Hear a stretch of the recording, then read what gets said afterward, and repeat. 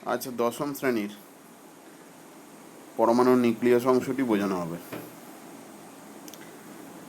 বোঝানো হয়ে গেলে প্রত্যেক স্টুডেন্ট বই ভালো করে পড়বে, লেখাগুলোকে কোনোভাবেই নোট হিসেবে নেবে না। যে কোনো টেক্সট বই খুব ভালো করে পড়ে তবে প্রশ্ন উত্তর তৈরি করবে। শুরু করছি। পরমাণুর নিউক্লিয়াস। পরমাণুর নিউক্লিয়াস অংশ আলোচনা করতে গেলে আমাদের এখানে মূল আলোচনার বিষয় হচ্ছে, চ্যাপ্টারের নাম পরমাণু নিউক্লিয়াস বলার কারণ হচ্ছে এইটাই যে আমাদের মূল আলোচনার বিষয়টাই হচ্ছে পরমাণুর নিউক্লিয়াস। পরমাণু দুটো মূলত অংশ, একটা নিউক্লিয়াস। নিউক্লিয়াসের ভেতরে থাকে ধনাত্মক তড়িৎগ্রস্ত প্রোটনগুলো আর ঋণাত্মক তড়িৎগ্রস্ত নিস্তড়িত নিউট্রনগুলো।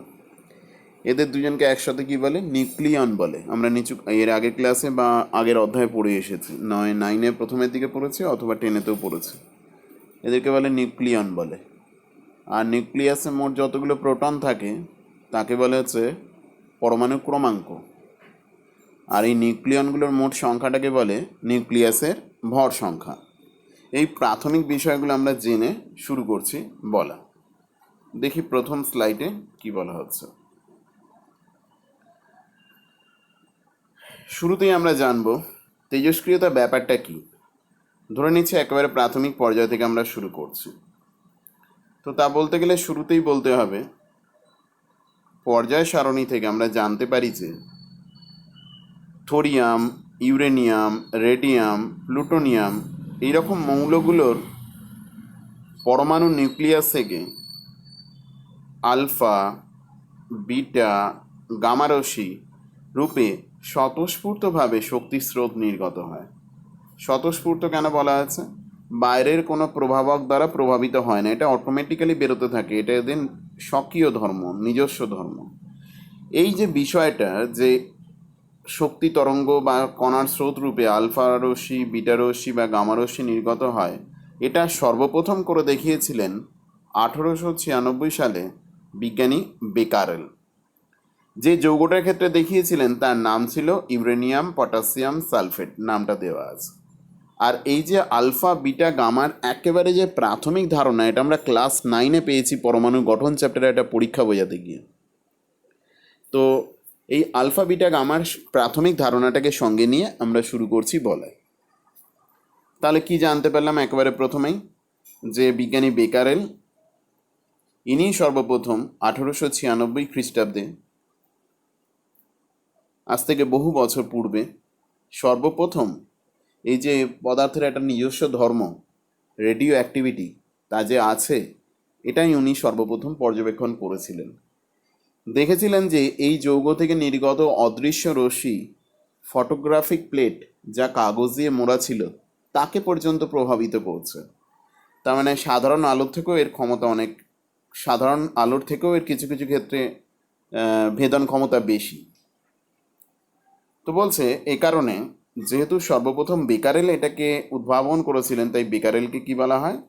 বেকারেলকেই বলা হচ্ছে তেজস্ক্রিয়তার আবিষ্কারক হিসেবে দেখা হয়। এটা এমসিকিউ বা ছোট প্রশ্ন হিসেবে থাকে। এরপরে যার নাম বলা হবে মাদাম কুরি এবং তার হাজব্যান্ড পিয়ের কুরি। এই দুজনের নাম হচ্ছে, তেজস্ক্রিয়তা সম্পর্কে বলতে গেলে এদের নাম না বললে বোধহয় কিছুই বলা হলো না। শুধুমাত্র ইউরেনিয়াম মৌল যে, মানে এখানে আমরা শুধু কি বলেছি, এর উপরের অংশে আমরা কি বলেছি? উপরের অংশে বলেছি এটা যৌগ বলেছি, যার নাম হচ্ছে ইউরেনিয়াম পটাশিয়াম সালফেট। এর ক্ষেত্রে এই ধর্মটা দেখতে পাওয়া যায় যে শক্তির বিকিরণ হয় আলফা বিটা গামা রূপে। কিন্তু বলা হচ্ছে ইউরেনিয়াম মৌলটাও যে একই কাজ করতে পারে, এটা সর্বপ্রথম করে দেখিয়েছিলেন মাদাম কুরি। আর পরবর্তীকালে এরা দুজনে মিলে যেটা করে দেখিয়েছিলেন সেটা হচ্ছে পোলোনিয়াম, যেটা ইউরেনিয়ামের খনিজ থেকেই পাওয়া যায়। এই পোলোনিয়ামের তেজস্ক্রিয়তা, যা কিনা ইউরেনিয়ামের তেজস্ক্রিয়তার মাত্রার প্রায় 1000 গুণ।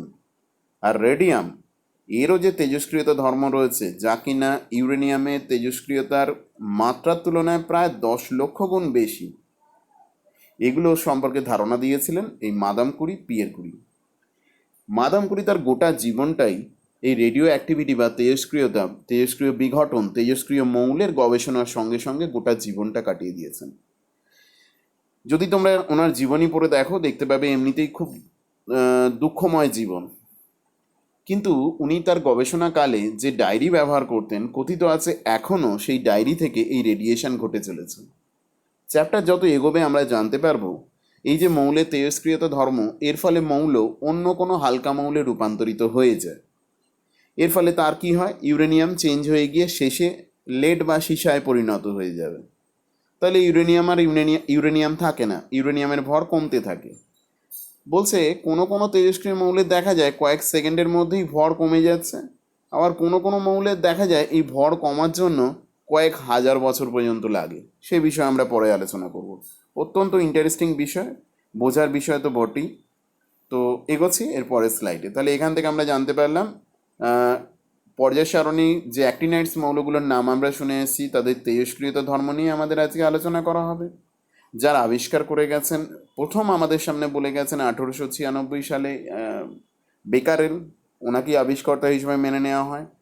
পরে আরও একাধিক বিজ্ঞানী এ নিয়ে কাজ করে গেলেও মাদাম কুরির অবদান অনস্বীকার্য। তো আমরা দ্বিতীয় স্লাইডে যাই। দ্বিতীয় স্লাইডের বক্তব্য দেখা যাক কী বলা আছে।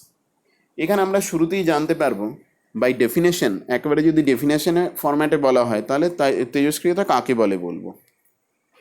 যখন আমরা সংজ্ঞা লিখব, বিশেষ করে পরীক্ষার সময় যখন লেখা হবে, কতগুলো বিষয় আমাদের খেয়াল করে লিখতে হয়।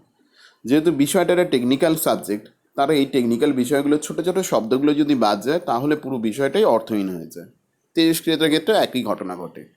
তেজস্ক্রিয়তা কাকে বলে বলছে, কিছু ভারী মৌলের, সবার নয় এটা, পরমাণু নিউক্লিয়াস বাহ্যিক যে কোনো শর্ত ছাড়া, বাহ্যিক শর্ত মানে চাপ, উষ্ণতা, বিভিন্ন রাসায়নিক শর্ত, এসব কিছু দ্বারা প্রভাবিত হয় না, স্বাভাবিক প্রক্রিয়ায় কণার স্রোত বা তরঙ্গের আকারে শক্তি নির্গত করে হালকা মৌলের নিউক্লিয়াসে রূপান্তরিত হয়। এই ঘটনাটাকেই বলা হচ্ছে তেজস্ক্রিয় বিঘটন বলছে। আর বলছে এই যে ধর্ম, মৌলের যে এই শক্তি বিকিরণ করা, কণার স্রোত বা তড়িৎচুম্বকীয় তরঙ্গ রূপে যাই করুক না কেন, এই যে শক্তি বিকিরণ করার এই ধর্মটাকে কি বলে, তেজস্ক্রিয়তা বলে। ঘটনাটাকে বলে তেজস্ক্রিয় বিঘটন, ধর্মটাকে বলে তেজস্ক্রিয়তা বলে। আর এই ধরনের মৌলগুলোকে কি বলে, স্বাভাবিক তেজস্ক্রিয় মৌল। আমরা জানতে পারলাম বাইরের কোনো কিছু দ্বারাই এটা প্রভাবিত হয় না এই ধর্মটা, সেই কারণে এই ধর্মটাকে বলা হয় স্বাভাবিক তেজস্ক্রিয়তা বলা আছে। আমরা আরও পরে জানতে পারবো উঁচু ক্লাসে উঠলে, বা এখানে খুব সামান্য পরিমাণে জেনে রাখো, কৃত্রিম উপায়ে অ্যালুমিনিয়াম, নাইট্রোজেন, বিভিন্ন অতেজস্ক্রিয় মৌলের পরমাণুগুলোকে, হালকা মৌলের পরমাণুগুলোকেও তেজস্ক্রিয় মৌলে পরিণত করা সম্ভব। এই ধরনের তেজস্ক্রিয়তাকে বলে কৃত্রিম তেজস্ক্রিয়তা। এটা কিন্তু স্বাভাবিক তেজস্ক্রিয়তা নয়। মানুষ তার বিভিন্ন প্রয়োজনে এইরকম অতেজস্ক্রিয় মৌলগুলোকে উপযুক্ত শর্তে তেজস্ক্রিয় মৌলে পরিণত করে। আমরা এবার দেখে নেব একেবারে গোড়ার বিষয় যেটা, সেটা হচ্ছে তেজস্ক্রিয়তার কারণ কি, যেটা অত্যন্ত গুরুত্বপূর্ণ। এখানে একটা আলোচনামূলক হিসেবে দেখানো আছে, এখান থেকে নিজেরা গুছিয়ে যখন লিখবে কারণটাকে সংক্ষিপ্ত আকারে নিজেদেরকে লিখতে হবে। এর জন্য আমরা ধাপে ধাপে এগোবো। কি বলা হচ্ছে তেজস্ক্রিয়তার কারণে, প্রথমে কি বলা হচ্ছে দেখা যাক। বলছে কোনো মৌলের পরমাণুর নিউক্লিয়াসে যে কটা কটা কটা প্রোটন আছে আর কটা নিউট্রন আছে, খাতায় কলমে তার যে ভর, সেটাকে বলে ওই নিউক্লিয়াসের তাত্ত্বিক ভর, থিওরিটিক্যাল মাস বলে। তার মানে কি, আমি জানতে পারলাম সোডিয়ামের নিউক্লিয়াসের মধ্যে 23খানা প্রোটন আর নিউট্রন মিলিয়ে আছে, 23, 11টা প্রোটন আছে, 12টা নিউট্রন আছে। এবার আমি বই থেকে বা নেট থেকে কি করলাম, টেবিল খুঁজে বার করলাম, যে টেবিলে লেখা আছে একটা প্রোটনের ভর কত, একটা নিউটনের ভর কত। তো সেই হিসেবে 11টা প্রোটনের মোট ভর কত বার করলাম, 12টা নিউটনের মোট ভর কত বার করলাম, যোগ করলাম, খাতায় কলমে এই যে ভর পেলাম, এটা কি বলা হচ্ছে তাত্ত্বিক ভর। তাহলে বোঝা গেল তাত্ত্বিক ভর কাকে বলে। আর বলছে অত্যন্ত উঁচু স্তরের গবেষণাগারে সত্যি সত্যি আমি একটা সোডিয়ামের নিউক্লিয়াসকে নিলাম, সেই সোডিয়ামের নিউক্লিয়াসটাকে উপযুক্ত পদ্ধতিতে, আমাদের এই দাঁড়িপাল্লায় নয়, উপযুক্ত পদ্ধতিতে ওজন করা হলো, সেই নিয়ে আমাদের এখানে আলোচনার কোনো প্রয়োজন নেই। উপযুক্ত পদ্ধতিতে তার ভরটা মাপা হলো, তো ভর মেপে যেটা পেলাম ওটাকে বলবো ওর বাস্তব ভর। তাহলে খাতায় কলমে যে ভরটা ওর হওয়া উচিত, এতগুলো প্রোটন এতগুলো নিউট্রন থাকার কারণে, সেটাকে বলে তাত্ত্বিক ভর। আর যেটা আমি প্রকৃতপক্ষে ওর ভর পাচ্ছি, ওটাকে বলে প্রকৃত ভর বা বাস্তব ভর বলা আছে। ঠিক আছে। সাধারণত প্রায় বেশিরভাগ মৌলের ক্ষেত্রে, ব্যতিক্রম দু একজন রয়েছে, প্রায় বেশিরভাগ মৌলের ক্ষেত্রে এই তাত্ত্বিক ভর আর বাস্তব ভর কিন্তু সমান হয় না, যে কোনো একটা বেশি অন্যটা কম হতে পারে। তবে বেশিরভাগ ক্ষেত্রে দেখতে পাওয়া যায় যে তাত্ত্বিক ভরের মান বেশি হয় আর বাস্তব ভরের মান কম হয়। এই যে দুই ভরের পার্থক্য, তার মানে একটা কোনো মৌলের পরমাণুর নিউক্লিয়াসে খাতায় কলমে যা ভর হওয়া উচিত, বাস্তবে যখন আমি ওর নিউক্লিয়াসটার ভর নির্ণয় করলাম, তখন কিন্তু আমি দেখতে পেলাম যে ওর ভরটা হচ্ছে তার চেয়ে সামান্য কম। এই যে ভরের পার্থক্য, এটাকে কি বলে? এটাকে বলে মাস ডিফেক্ট বা ভর ত্রুটি বলে। আচ্ছা, এটা একটা রিলেশন, এটাকে ভর ত্রুটি বা মাস ডিফেক্ট বলা হচ্ছে। তাহলে আমরা যে আলোচনাগুলো এখান থেকে উঠে এলো, নতুন নতুন শব্দ যেগুলো পেলাম, একটা হচ্ছে তাত্ত্বিক ভর, দ্বিতীয়টা হচ্ছে বাস্তব ভর, আর তৃতীয়টা হচ্ছে মাস ডিফেক্ট। আমরা আমাদের কিন্তু গোটা আলোচনা এই চ্যাপ্টারে পুরোটাই আলোচনা করা হবে কি নিয়ে? চ্যাপ্টারের নাম যা তাই, অর্থাৎ পরমাণু নিউক্লিয়াস নিয়ে। আমরা না সমগ্র পরমাণু নিয়ে আলোচনা করব, না তার বাইরে ইলেকট্রন মহল নিয়ে আলোচনা করব, শুধুমাত্র আমাদের আলোচনার বিষয় কি? নিউক্লিয়াস। তাই এখানে বারে বারে যখনই উল্লেখ করব, এইটা খেয়াল করে রাখতে হবে, মৌলের পরমাণুর নিউক্লিয়াস। আমি এটুকু বলে ছেড়ে দিলে হবে না যে মৌল বা মৌলের পরমাণু। মৌলের পরমাণুর নিউক্লিয়াস পর্যন্ত আমাকে কথাটা উল্লেখ করতে হবে। তাহলে আমরা কত পর্যন্ত এলাম? ভর ত্রুটি, দুটো ভর সমান হয় না বেশিরভাগ ক্ষেত্রে। এবং আমাদের আজকের এই গোটা আলোচনা থেকে দেখতে পাবো তাত্ত্বিক ভর সাধারণত বেশি হয় আর বাস্তব ভর কি হয়? কম হয়। এই ভরের যে পার্থক্য, এটাকে বলে ডেল্টা এম। এই প্রসঙ্গে বলে রাখি এই ডেল্টা এমটা কি। এই যে ভরের পার্থক্য, ভরের পরিবর্তন, এগুলোকে আমরা অঙ্কের ভাষায় কি দিয়ে লিখি? Delta M. এম বলতে শুধু ভর, আর ডেল্টা এম বলতে ভরের পার্থক্য বা ভরের পরিবর্তনকে বোঝায়। তাই এটাকে ডেল্টা এম দিয়ে লেখে। এটা ভর নয়, এটা ভরের পার্থক্য বা ভরের পরিবর্তন। তাই এটাকে গণিতের ভাষায় ডেল্টা এম দিয়ে লেখা হচ্ছে, মাথায় রাখবে। আইনস্টাইনের যে ভর ও শক্তির তুল্যতা সূত্র আমরা নিচু ক্লাসে পড়ে এসেছি, আমরা শুনেছি কি হয়, এই মহাবিশ্বের মোট ভর আর শক্তির সমষ্টি একই থাকে। কিছু কিছু বিক্রিয়ার ক্ষেত্রে কি ঘটে, যেটা আজকে জানতে পারবো। ভর শক্তিতে রূপান্তরিত হতে পারে, ভর শক্তিতে রূপান্তরিত হতে পারে। এর আগে আমরা ভরের সংরক্ষণ সূত্র পড়েছি, শক্তির সংরক্ষণ সূত্র পড়েছি, কিন্তু আইনস্টাইন বলেছেন উচ্চ উষ্ণতার কিছু কিছু বিক্রিয়ায় ভর শক্তিতে ট্রান্সফার হয়ে যায়। তাহলে এই মহাবিশ্বে কোনটা একই থাকে, ভরটা না শক্তিটা? উনি বলছেন ভর আর শক্তির যোগফলটা একই থাকে। এই যে সূত্র, এই সূত্রটাকেই বলে ভর ও শক্তির সংরক্ষণ সূত্র। সেই সূত্রের একটা নিয়ম আছে, নিয়মটা কি? এই যেটা ওপরে লেখা আছে, ডেল্টা ই সমান হচ্ছে delta M into C square. এই ডেল্টা এমটা কি? কোথাও যদি ডেল্টা এম পরিমাণ ভর হারিয়ে যায়, মানে শক্তিতে রূপান্তরিত হয়, ধৈর্য ধরে শুনবে, কোনো বিক্রিয়ার ক্ষেত্রে ডেল্টা এম পরিমাণ ভর শক্তিতে রূপান্তরিত হয়ে গেছে, তবে কতটা শক্তি উৎপন্ন হবে? উৎপাদিত শক্তি হচ্ছে ডেল্টা ই। এটাও শক্তির পরিবর্তন, এই কারণে এটাকে ডেল্টা ই দিয়ে লেখা হয়েছে। কতটা শক্তি উৎপাদিত হচ্ছে? ডেল্টা ই পরিমাণ শক্তি উৎপাদিত হচ্ছে বা বৃদ্ধি পাচ্ছে। সেটা কার সঙ্গে সমান? ওনার নির্ণয় করা সমীকরণ অনুযায়ী সেটা হচ্ছে ডেল্টা এম ইন্টু সি স্কোয়ারের সঙ্গে সমান। এই সিটা কি? সিটা হচ্ছে আলোর বেগ শূন্য মাধ্যমে, যার মান কত আমরা জানি প্রত্যেকে, 3 × 10⁸। 3 × 10⁸ একক কি? Metre per second. আর সিজিএস পদ্ধতিতে বললে কি হবে? 10⁻10 সেন্টিমিটার/সেকেন্ড। এটাই হচ্ছে এর বক্তব্য। তাহলে এখানে আমরা কি কি বিষয়গুলো শিখলাম আর একবার দেখে নিই। বলা হচ্ছে এক, যেটা জানতে পারলাম, তেজস্ক্রিয়তার কারণ এখনো কিছু বলা হয়নি, সামান্য অংশ বলেছি। প্রতিটা নিউক্লিয়াস, শুধু তেজস্ক্রিয় মৌলের নিউক্লিয়াস না, যে কোনো মৌলের পরমাণুর নিউক্লিয়াসের তাত্ত্বিক ভর আছে, তার একটা বাস্তব ভর আছে। এই দুইয়ের পার্থক্যটাকে কি বলা আছে? ভর ত্রুটি। আমাদের এই চ্যাপ্টারের ক্ষেত্রে তাত্ত্বিক ভরটা বেশি হবে, বাস্তব ভরটা কি হবে? কম হবে। উঁচু ক্লাসে আমরা এর উল্টোটাও পেতে পারবো, বা দুটো সমানও পাবো, সে নিয়ে এখন মাথা ব্যথা করে কোনো লাভ নেই। এই যে দুটো ভরের পার্থক্য গেল কোথায়? এই ভরটা গেল কোথায়? খাতায় কলমে যে ভরটা হওয়া উচিত ছিল, হলো না কেন? এই যে হারিয়ে যাওয়া ভরটা, আইনস্টাইনের বক্তব্য অনুযায়ী এটাই চেঞ্জ হয়ে যায় কিসের? শক্তিতে। তো এই শক্তিটা গেল কোথায়? ভর নয়, ট্রান্সফার্ড হয়েছে শক্তিতে, গেল কোথায় শক্তিটা? বলছে কি, এই শক্তিটাই হচ্ছে ওই যে নিউক্লিয়াসের মধ্যে নিউক্লিয় বলের মাধ্যমে প্রোটন আর নিউট্রনকে একত্রে বেঁধে রেখেছে নিউক্লিয় বল। এই নিউক্লিয় বলের বন্ধনে আবদ্ধ থাকার কারণে ওই নিউট্রন আর প্রোটনগুলো এই শক্তিটা অর্জন করে বসে আছে। এদের মধ্যেই এই শক্তিটা আবদ্ধ থাকে বা ছড়িয়ে থাকে। এর নাম কি? নিউক্লিয় বন্ধন শক্তি। কি দাঁড়ালো? আইনস্টাইনের বক্তব্য অনুযায়ী এই যে ভরটা হারিয়ে গেছে ভর ত্রুটির জন্য, সেই ভর শক্তিতে রূপান্তরিত হয়েছে। যে শক্তি কার মধ্যে আবদ্ধ আছে? যে শক্তি আবদ্ধ হয়েছে ওই নিউক্লিয়ন যতগুলো আছে তাদের মধ্যে বিন্যস্ত রয়েছে বা ছড়িয়ে আছে। প্রশ্ন হচ্ছে ওদের মধ্যে বিন্যস্ত রইল কেন? একটু ব্যাপারটা আমরা সহজে বোঝার চেষ্টা করি, দেখতে পাবো। তার আগে একটা ব্যাপার ভেবে নাও প্রত্যেকে, এটা পদার্থবিদ্যার অত্যন্ত বেসিক একটা নিয়ম রয়েছে। সেটা নিয়মটা কি আসছি, তার আগে আরেকটু ছোট অংশ বলে নিই। তাহলে বলছে, দেখতে পেলাম যে যদি কোনো মৌলের পরমাণু নিউক্লিয়াসের ভর সংখ্যা বা পরমাণুর ভর সংখ্যা কত এ, তাহলে ভর সংখ্যা এ মানে কি আমরা অনেক আগে থেকে শিখে এসেছি যে নিউক্লিয়াসে মোট প্রোটন আছে কটা, নিউট্রন আছে কটা, তার যোগফল হচ্ছে এ। আর দেখতে পেলাম আমাদের আগের গণনা অনুযায়ী কি দেখতে পেলাম, যে ভর ত্রুটি কত, ডেল্টা এম।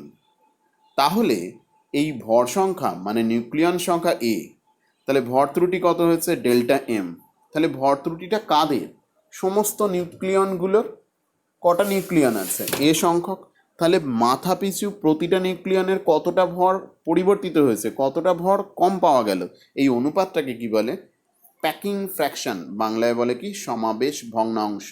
কি বললাম, ভর ত্রুটি যে কোনো নিউক্লিয়াসের, মৌলের পরমাণু নিউক্লিয়াসের ভর ত্রুটি এবং ওর ভর সংখ্যার অনুপাতকে কি বলে, প্যাকিং ফ্র্যাকশন বলে বা সমাবেশ ভগ্নাংশ। শুধু এই অনুপাতের নামটা জেনে রেখো, এর খুব একটা ব্যবহার তোমরা এখন এখানে পাবে না। চলো দেখা যাক। ওই যে আমরা বলে এলাম আইনস্টাইনের যে ভর শক্তি তুল্যতা সূত্র থেকে কি দেখতে পেলাম, ভর শক্তির তুল্যতা সূত্র বলছে ওই ভর ত্রুটির ফলে যে ভরটা হারিয়ে গেল, নিউক্লিয়াসের তাত্ত্বিক ভর আর বাস্তব ভরের পার্থক্যটা, সেটা শক্তিতে রূপান্তরিত হয়ে গেছে। সেটা কিনা নিউক্লিয় বন্ধন শক্তি রূপে নিউক্লিয়নগুলোর মধ্যে ছড়িয়ে আছে। প্রশ্ন হচ্ছে কেন, কেন ওদের মধ্যে ছড়িয়ে আছে?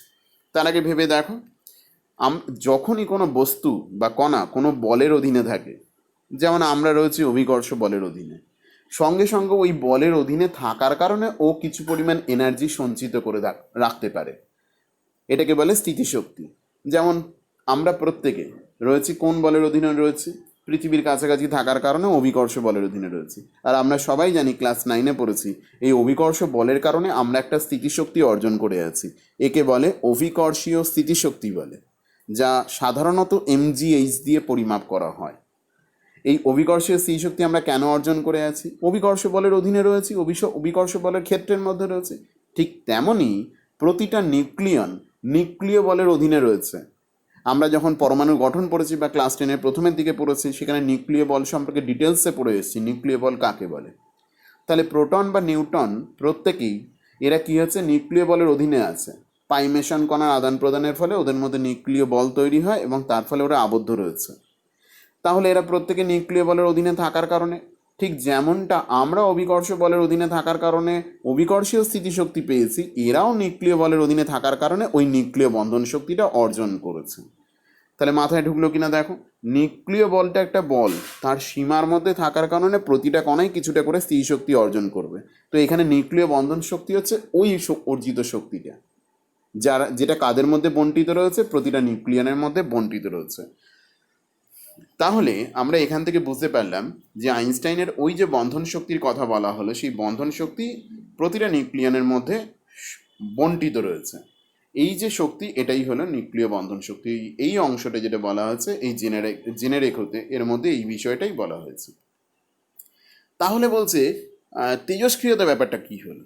বলছে কি হয়, যত আমরা hydrogen, helium, lithium, beryllium, boron, carbon, nitrogen থেকে যত ওপরের দিকে যেতে থাকবো, ভারী মৌলগুলোর দিকে, কি ঘটনাটা ঘটে? বলছে পরমাণু নিউক্লিয়াসের দুটো পরিবর্তন ঘটে। এক তো যত উপরের দিকে যাচ্ছি ভর সংখ্যা বাড়ছে, যত ভর সংখ্যা বাড়ছে তত কি বাড়ছে, নিউক্লিয়নের সংখ্যা। কারণ ভর সংখ্যা মানেই নিউক্লিয়ন সংখ্যা, পরপর পরপর করে এটা বাড়তে থাকছে। তার মানে নিউক্লিয়াসের সদস্য সংখ্যা বা নিউক্লিয়ন সংখ্যা ক্রমাগত বেড়ে যাচ্ছে। আর পাশাপাশি কী বাড়ছে, নিউক্লিয়াসের আয়তনও বাড়ছে। ব্যাপারটা অনেকটা চৌবাচ্চার মতো, চৌবাচ্চা রাখা জলের মতো। তো বলছে নিউক্লিয়াস হচ্ছে একটা চৌবাচ্চা, যার আকৃতি আকৃতি নয়, যার আকার পরিবর্তনশীল, পরিবর্তন করা যেতে পারে, কল্পনা করছি। আর ওই চৌবাচ্চার মধ্যে যে জলটা রাখা আছে সেটা হচ্ছে নিউক্লিয় বন্ধন শক্তি। তাহলে ব্যাপারটা কি হচ্ছে, প্রতিটা নিউক্লিয়ন কিছুটা করে নিউক্লিয় বন্ধন শক্তি অর্জন করে বসে থাকে।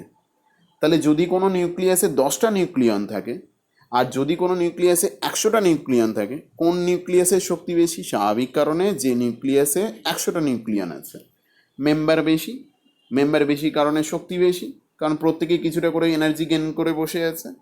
তাহলে আমরা দেখতে পাচ্ছি যত হালকা থেকে ভারী মৌলের নিউক্লিয়াসের দিকে যাব, নিউক্লিয়াসে নিউক্লিয়াসের আয়তন বৃদ্ধির সঙ্গে সঙ্গে দুটো ঘটনা ঘটবে। তাহলে আমরা কি দেখতে পেলাম?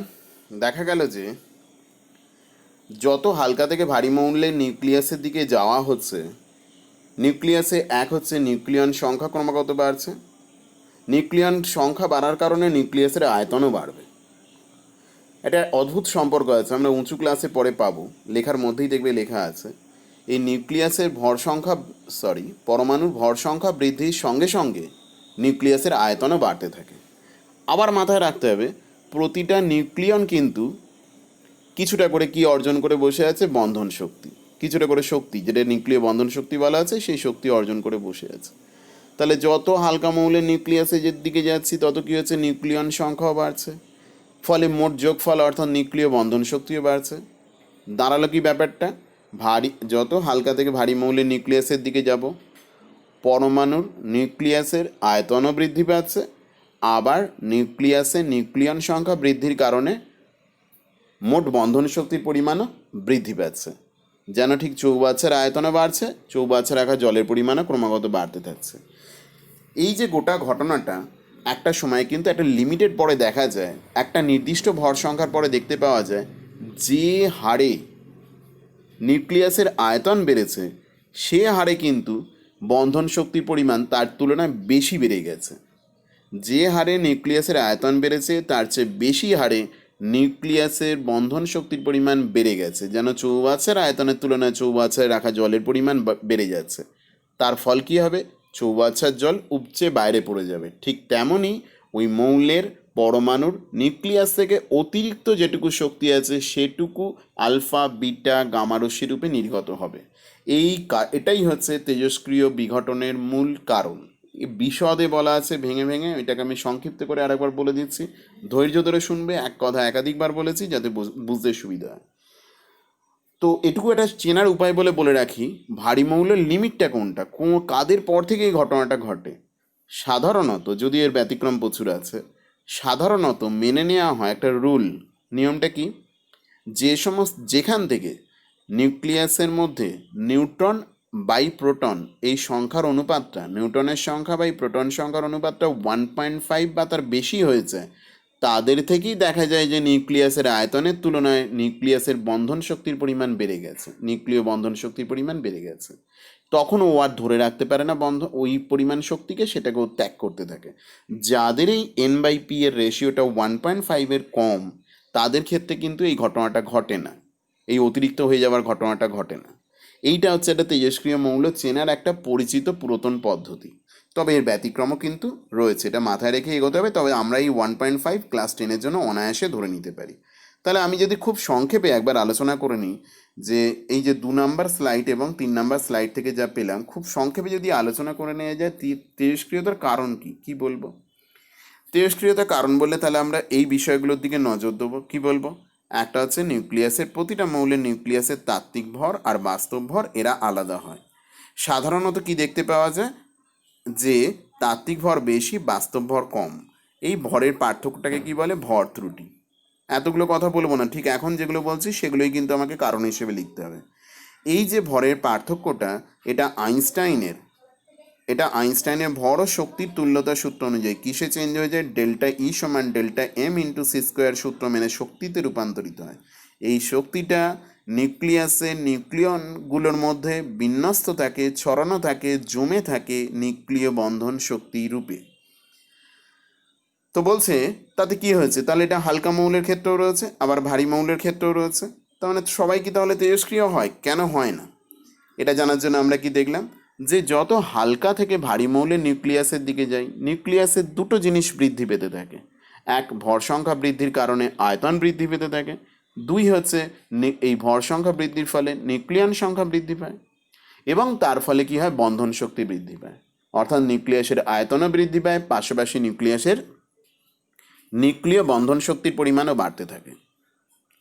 কিন্তু দেখা যায় এই বাড়তে বাড়তে একটা নির্দিষ্ট ভর সংখ্যার পরে যখন N/P এর মানটা 1.5 বা তার বেশি হয়ে যায়, তখন অদ্ভুত একটা ঘটনা দেখতে পাওয়া যায়। কি হয়ে যায় এদের ক্ষেত্রে?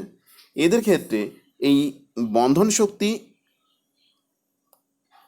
যে হারে বাড়ে তার তুলনায় একই হারে কিন্তু বাড়তে পারে না। কে বাড়তে পারে না?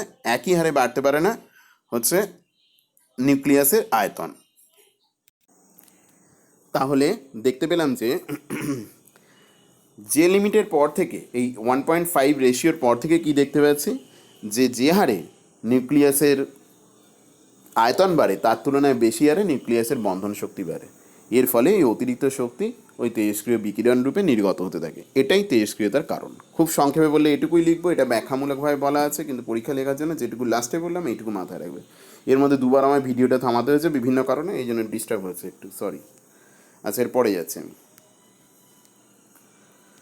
তো এই যে বন্ধন শক্তির কথা বলা হলো, এটাকে দেখা যাক এই বন্ধন শক্তি আমরা ক্যালকুলেশন করবো কী করে, যদি এরকম একটা উদাহরণ দিয়ে বলা যায়। এই বন্ধন শক্তি ক্যালকুলেশন এটা দেখার আগে আমরা তো আগের স্লাইডে কি দেখে নিলাম? আগের স্লাইডটাতে আমরা শুধু দেখে নিয়েছি যে তেজস্ক্রিয় বিঘটনের কারণ, এই ঘটনাটাকে বলা যায় যে তেজস্ক্রিয় বিঘটন, কিছু কিছু মৌলের কেন তেজস্ক্রিয়তা দেখা যায় সেটা দেখে নিয়েছি। এবার আমরা দেখবো এই যে বন্ধন শক্তির কথা বলা হলো, এটা যে কোনো মৌলের নিউক্লিয়াসের ক্ষেত্রে কী করে আমি এই বন্ধন শক্তিটাকে ক্যালকুলেশন করব।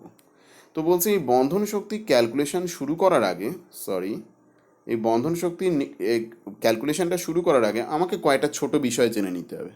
এক হচ্ছে ক্লাস 9-এ মোলের ধারণা যখন পড়েছিলাম সেখান থেকে আমাদের জেনে নিতে হবে 1U বা 1AMU কাকে বলে। এই যে U1U ইউনিফাইড মাস ইউনিট বা অ্যাটমিক মাস ইউনিট, এর সাহায্যে কোনো মৌলের একটা পরমাণুর ভর নির্ধারণ করা যায়। আসলে এর মানটা কত? বলছে একটা C612 কার্বন পরমাণুর ভর যা হয়, একটা কার্বন পরমাণুর ভর কোন আইসোটোপের? C612, তার 1/12 গুণকে বলে কি? তার 1/12 গুণ হচ্ছে 1U। আসলে যদি আমরা ক্যালকুলেশন করি এই 1U এর মান কার সঙ্গে প্রায় ম্যাচ করে যায়? 1/n। তাত্ত্বিকভাবে দেখলেও এটাই আসবে, এনটা হচ্ছে অ্যাভোগাড্রোর সংখ্যা। তো খেয়াল করে দেখো কি বলা আছে, যদি এটা আমি বুঝিয়েও বলি, এগুলো আমরা ক্লাস 9-এ যদিও করে এসেছি, ধৈর্য ধরে একটু শুনবে। C612-এর পারমাণবিক ভর হচ্ছে 12, তার মানে 12 গ্রাম কার্বন মানে হচ্ছে 1 গ্রাম পরমাণু কার্বন, যার মধ্যে অ্যাভোগাড্রো সংখ্যক পরমাণু আছে। তাহলে n সংখ্যক পরমাণুর ভর কত? 12 গ্রাম। তাহলে একটা পরমাণুর ভর কত? 12/n গ্রাম। এবার একটা পরমাণুর ভরের 1/12, তাহলে 12/n-কে 1/12 দিয়ে গুণ করলাম, কত পেলাম? এই 1/n-টা পাওয়া গেল। এই এনটা কি? অ্যাভোগাড্রো সংখ্যা 6.022 অথবা 23 × 10⁻23। বসিয়ে দিয়ে যদি ক্যালকুলেটারে ফেলে দিই তাহলে আমি কি পেয়ে যাবো? এর মান হচ্ছে 1.6603 10⁻24 গ্রাম, বা বইতে যেমন আছে সেটাই উল্লেখ করবে। আচ্ছা, আর একটা বিষয় আমাদের জানতে হবে। বলে রাখি, এই 1U-টা জানার প্রয়োজন কি?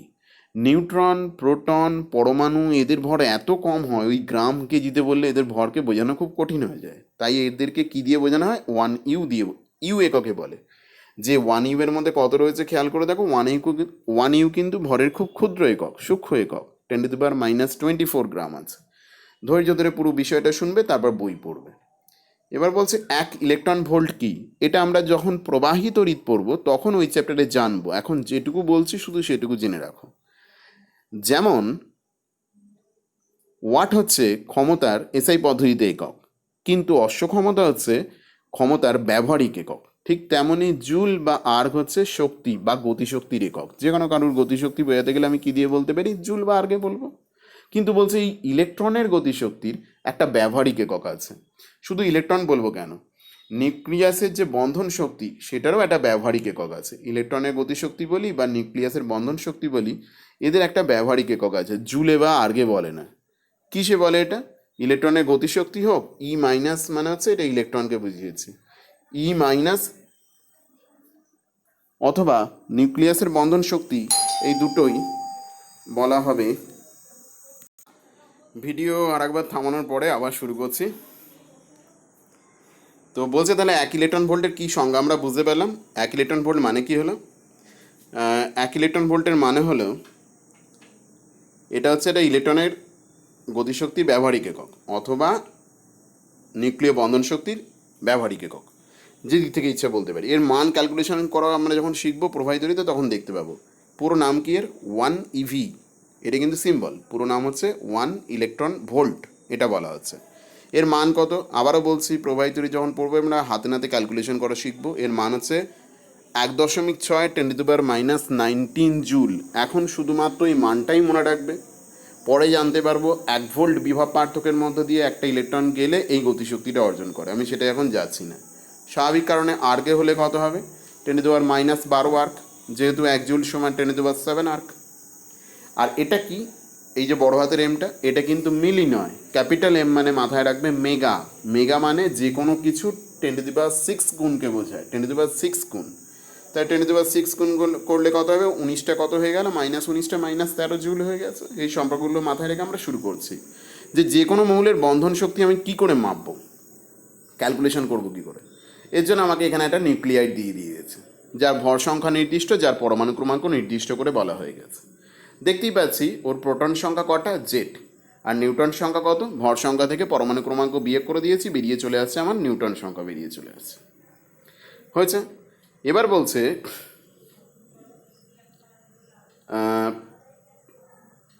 যদি এর মধ্যে আমি কল্পনা করে নিচ্ছি বা ধরে নিচ্ছি, মানটা পরে দেখানো হবে, যে একটা প্রোটনের তাত্ত্বিক ভর কত? একটা প্রোটনের তাত্ত্বিক ভর হচ্ছে এমপি। ইউ মানে হচ্ছে অ্যাটমিক ইউনিটে যেটা বলেছি, ইউ মানে হচ্ছে ওই এমই ইউনিটে যেটা বলা হচ্ছে অ্যাটমিক মাস ইউনিট বা ইউনিফাইড মাস ইউনিট, ওই এককে। যে ইউ এর মান কত? এক ইউ মানে হচ্ছে 1.6603 ×10⁻24 গ্রাম। তাহলে আমরা কি ধরে নিলাম? এর মান পাবো চ্যাপ্টারের পরের দিকেই দেখানো হবে, বা বই খুললেই নিজেরা দেখতে পাবে। একটা প্রোটনের তাত্ত্বিক ভর ইউ এককে কত? এমপি ইউ মানে এমপি।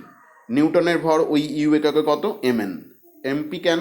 প্রোটনের ভর বলে। এমএন কেন? নিউটনের ভর বলে। এই পি আর এনটা কিন্তু সাফিক্সে আছে, এই যেখানে পিটা লিখেছি আর এনটা লিখেছি, এটা কিন্তু এম এর সাফিক্সে আছে।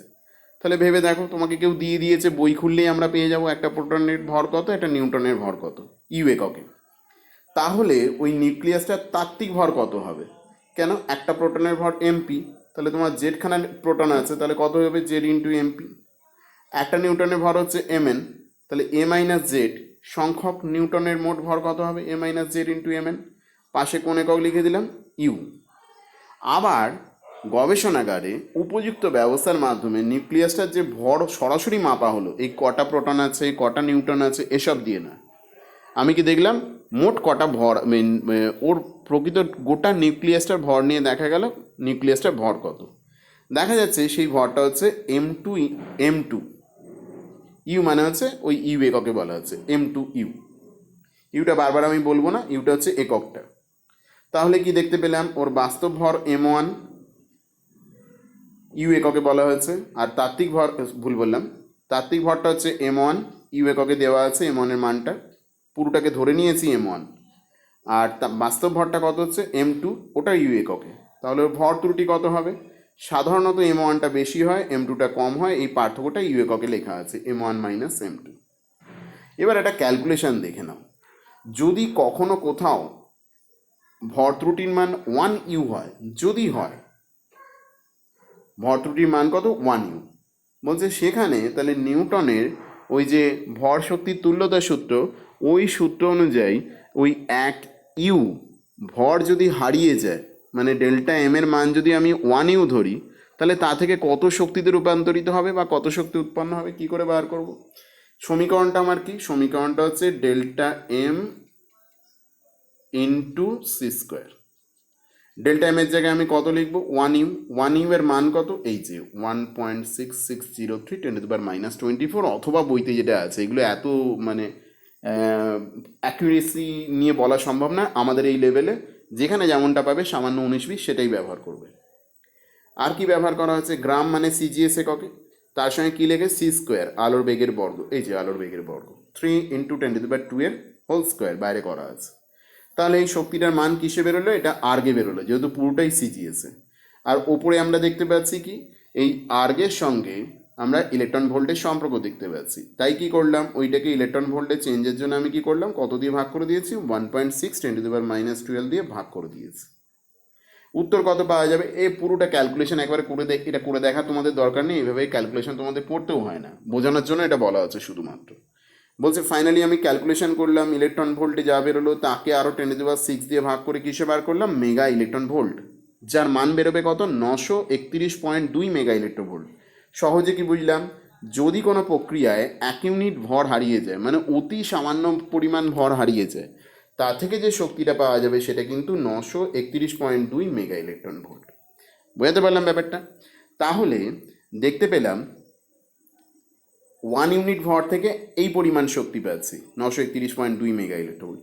তাহলে এই যে ডেল্টা এম বলা আছে, m1 - m2 × u, তাহলে এ থেকে কি পরিমাণ শক্তি পাবো সেটা আমরা একইভাবে ক্যালকুলেশন করে বার করে নিতে পারবো। কোন সমীকরণ প্রয়োগ করবো, আইনস্টাইনের সমীকরণ প্রয়োগ করবো। তাহলে উৎপন্ন শক্তির মান কত হবে, 1u থেকে পাওয়া যায় 931.2, তাহলে যদি হারিয়ে যাওয়া ভর ডেল্টা এম হয় তাহলে ওই 931.2কে ডেল্টা এম দিয়ে গুণ করে যাওয়া হবে, অত মেগা ইলেকট্রন ভোল্ট একেবারে বেরিয়ে গেল। সি এর মান বসিয়ে কিছু করতে হলো না, একবার করে নিয়ে বারবার করতে পারবো। এটা একটা উদাহরণ দিয়ে দেখানো হচ্ছে, অনেক বইতে ওই উদাহরণটা পাবে।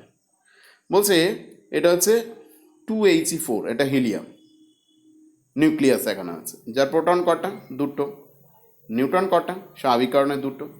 এবার এখানে আমরা যেটা আগে বলছিলাম যে পাবে পরে, একটা প্রোটনের ইউ এককে ভর কত হয়, 1.0073, আর একটা নিউটনের সেখানে ভরটা কত হয়, সামান্য বেশি, 1.0087 ইউ এককে কিন্তু।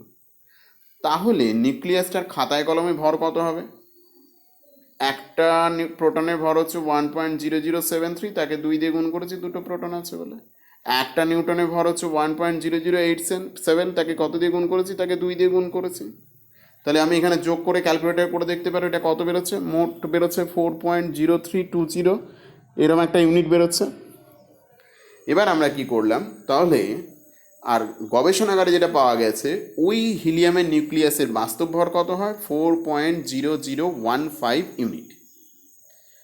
এবার এদের বিয়োগফলটাকে কি বলবো, এদের বিয়োগফলটা হচ্ছে কত, 0.0305, সিম্পল বিয়োগ করে দেখতে পারো। এত ইউ হচ্ছে, এত ইউ ইউনিটে যেটা পাচ্ছি সেটা হচ্ছে ওর ভর ত্রুটি, তাকে কত দিয়ে গুণ করে দেবো, 1 ইউ থেকে পাওয়া যায় কত শক্তি, 931.2, তাহলে এত থেকে কত পাবো, সাধারণ ইউনিটারি নিয়ম বা উইকিং নিয়মে বার করলাম 28.4 মেগা ইলেকট্রন ভোল্ট। এটাকে বলে এর মোট বন্ধন শক্তি নিউক্লিয়াসের। একে যদি এই মোট বন্ধন শক্তিটাকে আমি যদি ভর সংখ্যা দিয়ে ভাগ করে দিই, তবে যেটা পাওয়া যায় সেটাকে বলে কি, নিউক্লিয়ন প্রতি বন্ধন শক্তি, বাইন্ডিং এনার্জি পার নিউক্লিয়ন, নিউক্লিয় বন্ধন শক্তি প্রতি নিউক্লিয়ন পিছু। কয়েকটা বিষয় অত্যন্ত গুরুত্বপূর্ণ। সব মৌল তো তেজস্ক্রিয় মৌল নয়। কারা তেজস্ক্রিয় মৌল হয়, শুনলাম যাদের নিউক্লিয়াসে নাকি নিউট্রন আর প্রোটনের অনুপাতটা কত থাকে, যাদের নিউক্লিয়াসে নিউট্রন প্রোটনের অনুপাত মোটামুটি 1.5 বা 1.5-এর বেশি। আর একটা বিষয় চেনার আছে, বলছে যাদের নিউক্লিয়ন প্রতি বন্ধন শক্তির মান 8 মেগা ইলেকট্রন ভোল্ট বা তার একটু কম একটু বেশি, সরি, যাদের নিউক্লিয় বন্ধন শক্তি প্রতি নিউক্লিয়ন পিছু এই শক্তিটার মান কত হয়, 8 মেগা ইলেকট্রন ভোল্ট বা তার কাছাকাছি অথবা তার বেশি, কখনোই 8 মেগা ইলেকট্রন ভোল্টের খুব কম নয়। 8 মেগা ইলেকট্রন মানে 7.5, 7.9, 7.4 এরকম কিছু, অথবা 8 বা 8-এর বেশি, তাদের নিউক্লিয়াস কিন্তু স্টেবল, তারা কোনোদিন তেজস্ক্রিয় মৌলের নিউক্লিয়াস হতে পারে না। তাদের নিউক্লিয়নগুলো অত্যন্ত দৃঢ় বন্ধনে আবদ্ধ, এটা একটা বৈশিষ্ট্য, এর কোনো ব্যাখ্যা এখানে দিতে পারবো না। বলছে যাদের এই নিউক্লিয়ন প্রতি বন্ধন শক্তির মানটা 8 মেগা ইলেকট্রন ভোল্টের থেকে বেশ কম, মোটামুটি 7-এর নিচে চলে যায়, তাদের ক্ষেত্রে কিন্তু এই তেজস্ক্রিয়তা ধর্মটা দেখতে পাওয়া যায়। এটা পরে আমরা একটা গ্রাফের মাধ্যমে দেখাবো, যদিও গ্রাফটা আমাদের এখানে নেই, তবু দেখে রাখা ভালো। আচ্ছা, তো আর একটা বিষয় উল্লেখ্য, এই তারা চিহ্ন দেওয়া বিষয়টা দেখে রাখবে। বলছে এই যে এতক্ষণ ধরে যা কিছু বলা হলো, সব কিছুতে দেখতে পাচ্ছি পরিবর্তনটা কার হচ্ছে, কোথা থেকে এই রশ্মি বেরোচ্ছে, গোটা ঘটনার পরিবর্তন কার হচ্ছে, পরমাণুর নিউক্লিয়াসে যা কিছু পরিবর্তন হয়, আলফা বেরোয়, বিটা বেরোয়, গামা বেরোয়, তার ফলে নিউক্লিয়াসের কী চেঞ্জ হয়, ভর আর শক্তি। আলফা বিটা গামা নিয়ে আমরা এখনো ডিটেলসে পাইনি, পড়বো। এই ভর আর শক্তি চেঞ্জ হয়, কিন্তু বোঝা যাচ্ছে কী চেঞ্জ হয় না, বাইরের ইলেকট্রন মহলের কোনো পরিবর্তন লক্ষ্য করা যায় না, বাইরের ইলেকট্রন মহলের কোনো পরিবর্তন লক্ষ্য করা যায় না। তাই এই গোটা তেজস্ক্রিয়তা ধর্মটাকে কি বলে, নিউক্লিয় ঘটনা বলে, এটাকে কোনোভাবে পারমাণবিক ঘটনা বলা হয় না। এটাই একটা প্রশ্ন যে তেজস্ক্রিয়তাকে বা তেজস্ক্রিয় বিঘটনকে নিউক্লিয় ঘটনা বলা হয় কেন, কেন পারমাণবিক ঘটনা বলা হয় না? পারমাণবিক ঘটনা না বলার পিছনে কারণ কি? কেবলমাত্র পরমাণু নিউক্লিয়াসে যা কিছু চেঞ্জ ঘটে, কখনোই তার বাইরের ইলেকট্রন মহলের কোনো পরিবর্তন ঘটে না।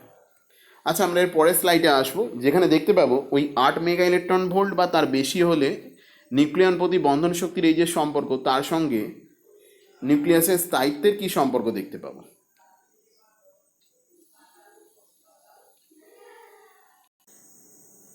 এখানে আমরা যে গ্রাফটা দেখতে পাচ্ছি, গ্রাফের দিকে যদি খেয়াল করি, দেখা যাচ্ছে যে ওয়াই অক্ষ বরাবর যেটা লেখা আছে নিউক্লিয়ন প্রতি বন্ধন শক্তি কোন এককে লেখা আছে? মেগা ইলেকট্রন ভোল্ট এককে লেখা আছে। এককটা কী দেওয়া আছে? Mega electron volt, MeV. এবং এটা হচ্ছে 8 মেগা ইলেকট্রন ভোল্টের লাইন, যেটা ডট ডট ডট ডট দিয়ে দেওয়া আছে। আর এই ওয়াই এক্স অক্ষ বরাবর আমরা কি দেখিয়েছি? নিউক্লিয়াসের ভর সংখ্যা দেখানো আছে। দেখতে পাচ্ছি এই হাইড্রোজেন গুটিকতক মৌল বাদ দিয়ে একবার প্রথমের দিকে হিলিয়াম দেখতে পাচ্ছি। হিলিয়ামের কিন্তু বন্ধন শক্তির মান, যেটা আমরা ক্যালকুলেশন দেখে এলাম, ওই খুব 7-এর বেশি 8-এর কম, এই পর্যায়ের মধ্যে পড়ছি। এই গুটিকতক প্রথমে অস্থায়ী মৌলগুলো বাদ দিয়ে পরে যারা আছে, এরপর থেকে যাদের পাচ্ছি, অর্থাৎ নিয়নের পর থেকে যাদেরকে, নিয়ন থেকে বা নিয়নের ফ্লুরিন নিয়ন এই জায়গা থেকে শুরু করে, অর্থাৎ গ্রাফের এই পজিশনটা থেকে 8-এর কাজ, 8-এর বেশি হয়ে গেছে, কত পর্যন্ত মোটামুটি এরকম পেয়ে যাচ্ছি? ভারী মৌল শুরু হওয়ার, যাদেরকে ভারী মৌল হিসেবে আইডেন্টিফাই করব, এই যে এখান থেকে এটা 8 মেগা ইলেকট্রন ভোল্টের নিচে নেমে যাচ্ছে। তাহলে যা কিছু তেজস্ক্রিয় পদার্থ কিন্তু এই অংশের পর থেকে পাবো, এই অংশের পর থেকে পাওয়া যাবে। আর এখানে যেহেতু হিলিয়াম বাদে বাকি যারা রয়েছে, লিথিয়াম, বোরন, নাইট্রোজেন, এই লিথিয়াম বোরন কিন্তু কম্প্যারেটিভলি এরা হচ্ছে অস্থায়ী, হাইড্রোজেনটা ব্যতিক্রমী, আর বাকিরা হচ্ছে 8 মেগা ইলেকট্রন ভোল্টের খুব কাছে রয়েছে। এই টোটাল রিজিয়ন যেটা পাচ্ছি, এরা হচ্ছে বেশ স্টেবল, এদের নিউক্লিয়াসগুলো। আর এখান থেকে যেটা পাচ্ছি যে ইউরেনিয়াম এখানে রয়েছে বা তার পরেও যারা আছে, এরা কিন্তু আনস্টেবল, এদের নিউক্লিয়ন প্রতি বন্ধন শক্তির মান বেশ ভালো পরিমাণে কমে যায়।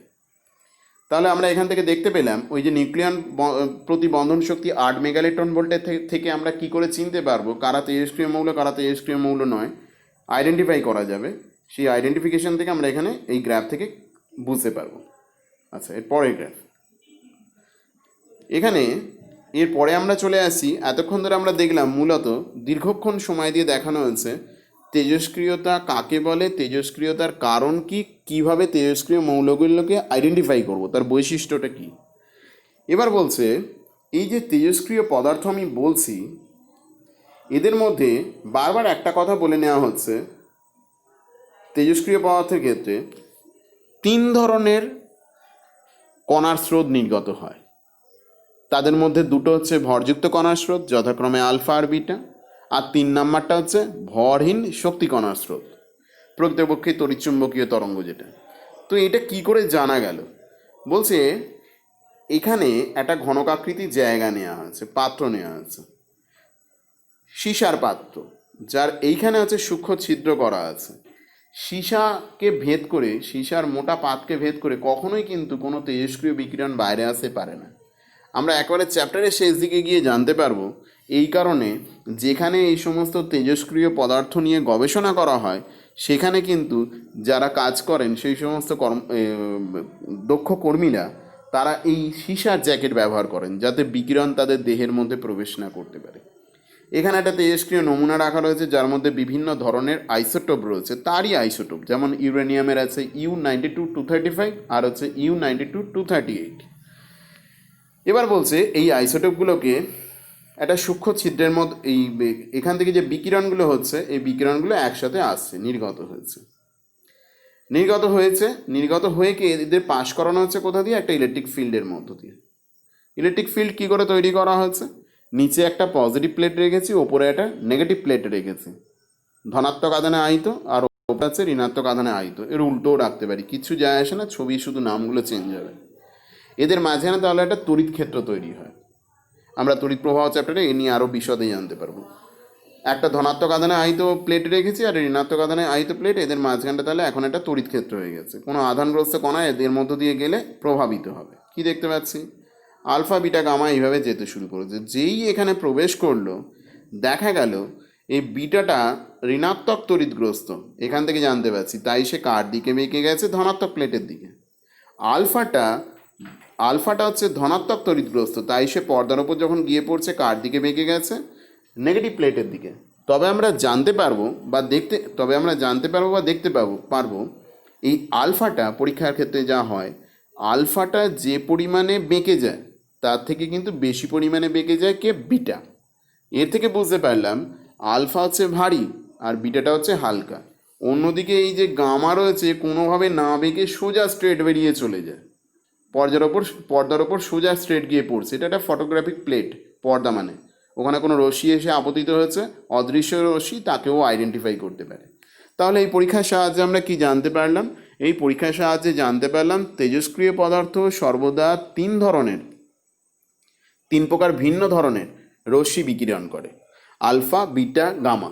এদের মধ্যে আলফা হচ্ছে ভারী এবং ধনাত্মক তড়িৎগ্রস্ত, বিটা হচ্ছে হালকা তুলনামূলকভাবে এবং ঋণাত্মক তড়িৎগ্রস্ত, আর গামা হচ্ছে না এর কোনো আধান আছে আর ভর আছে কিনা এখনই কিছু বলতে পারছি না, তবে পরবর্তী ক্ষেত্রে যেটা আবিষ্কৃত এর কোনো ভরহীন শক্তি কণা। আসলে এগুলো ফোটন কণা স্রোত, আলো যেমন, এক্স রে যেমন, এও তাই, হুবহু একই রকমের হয়। এই পরীক্ষাটাই আমি আরেকটু অন্যভাবে করতে পারি, সেটা এই ছবিতে যেমনটা দেখানো হচ্ছে। এগুলো সবই তোমাদের বিভিন্ন টেক্সট বই থেকে নেওয়া ছবি। এখানে কিন্তু এই সীসার বাক্সের মধ্যে রেখে সূক্ষ্ম ছিদ্র ব্যবস্থা করে রেখে সীসার বাক্সের মধ্যে রাখার পেছনে কারণ ওটাই, যাতে এর বাইরের অন্য কোনো দিক দিয়ে এটা আসতে না পারে।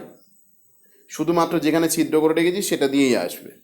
বাইরের দেয়ালগুলো থেকে এলে যারা পর্যবেক্ষণ করছে তাদের ক্ষতিগ্রস্ত হবে, এদিক দিয়ে আসতেই পারে না। ছবিটা একদিকে দেখিয়েছে কেন? বিকিরণ কি শুধু একদিকে যায় নাকি? সব দিকে যায়, এদিকে যেতে শুরু করেছে। যেই যেতে শুরু করেছে, এই যে ক্রস চিহ্নগুলো দেওয়া আছে এটা একটা ম্যাগনেটিক ফিল্ডকে নির্দেশ করছে, ম্যাগনেটিক ফিল্ড বা চৌম্বক ক্ষেত্রকে নির্দেশ করছে, যা এই কাগজের তলের সঙ্গে অভিলম্বভাবে অবস্থিত। ক্রস চিহ্ন দিয়ে বোঝানো হয়েছে গোটা পাতাটা এই যতটুকু পর্যন্ত ক্রস চিহ্ন দেওয়া আছে এটা পুরোটা একটা চৌম্বক ক্ষেত্র রয়েছে। দেখতে পেলাম এই চৌম্বক ক্ষেত্রে কে বেশি বেঁকে যাচ্ছে, বিটা। আবার প্রমাণিত হলো এ হচ্ছে ভারী, এই হালকা। আলফাও বেঁকেছে কিন্তু কম পরিমাণে বেঁকেছে, দুজনে বেঁকে যাওয়ার দিকটা পুরো উল্টো। তার মানে আলফার আধান যদি যা হবে বিটার আধানের প্রকৃতি ঠিক তার উল্টো হবে। এখানে কিন্তু প্লাস মাইনাসটা বোঝার কোনো জায়গা নেই, প্লাস মাইনাস বুঝতে গেলে তড়িৎ ক্ষেত্রে করতে হবে। আর একটা ঘটনা দেখলাম, গামা কিন্তু স্ট্রেট বেরিয়ে চলে যাচ্ছে, যে সেই হচ্ছে গামা। তাহলে কি জানতে পারলাম এখান থেকে?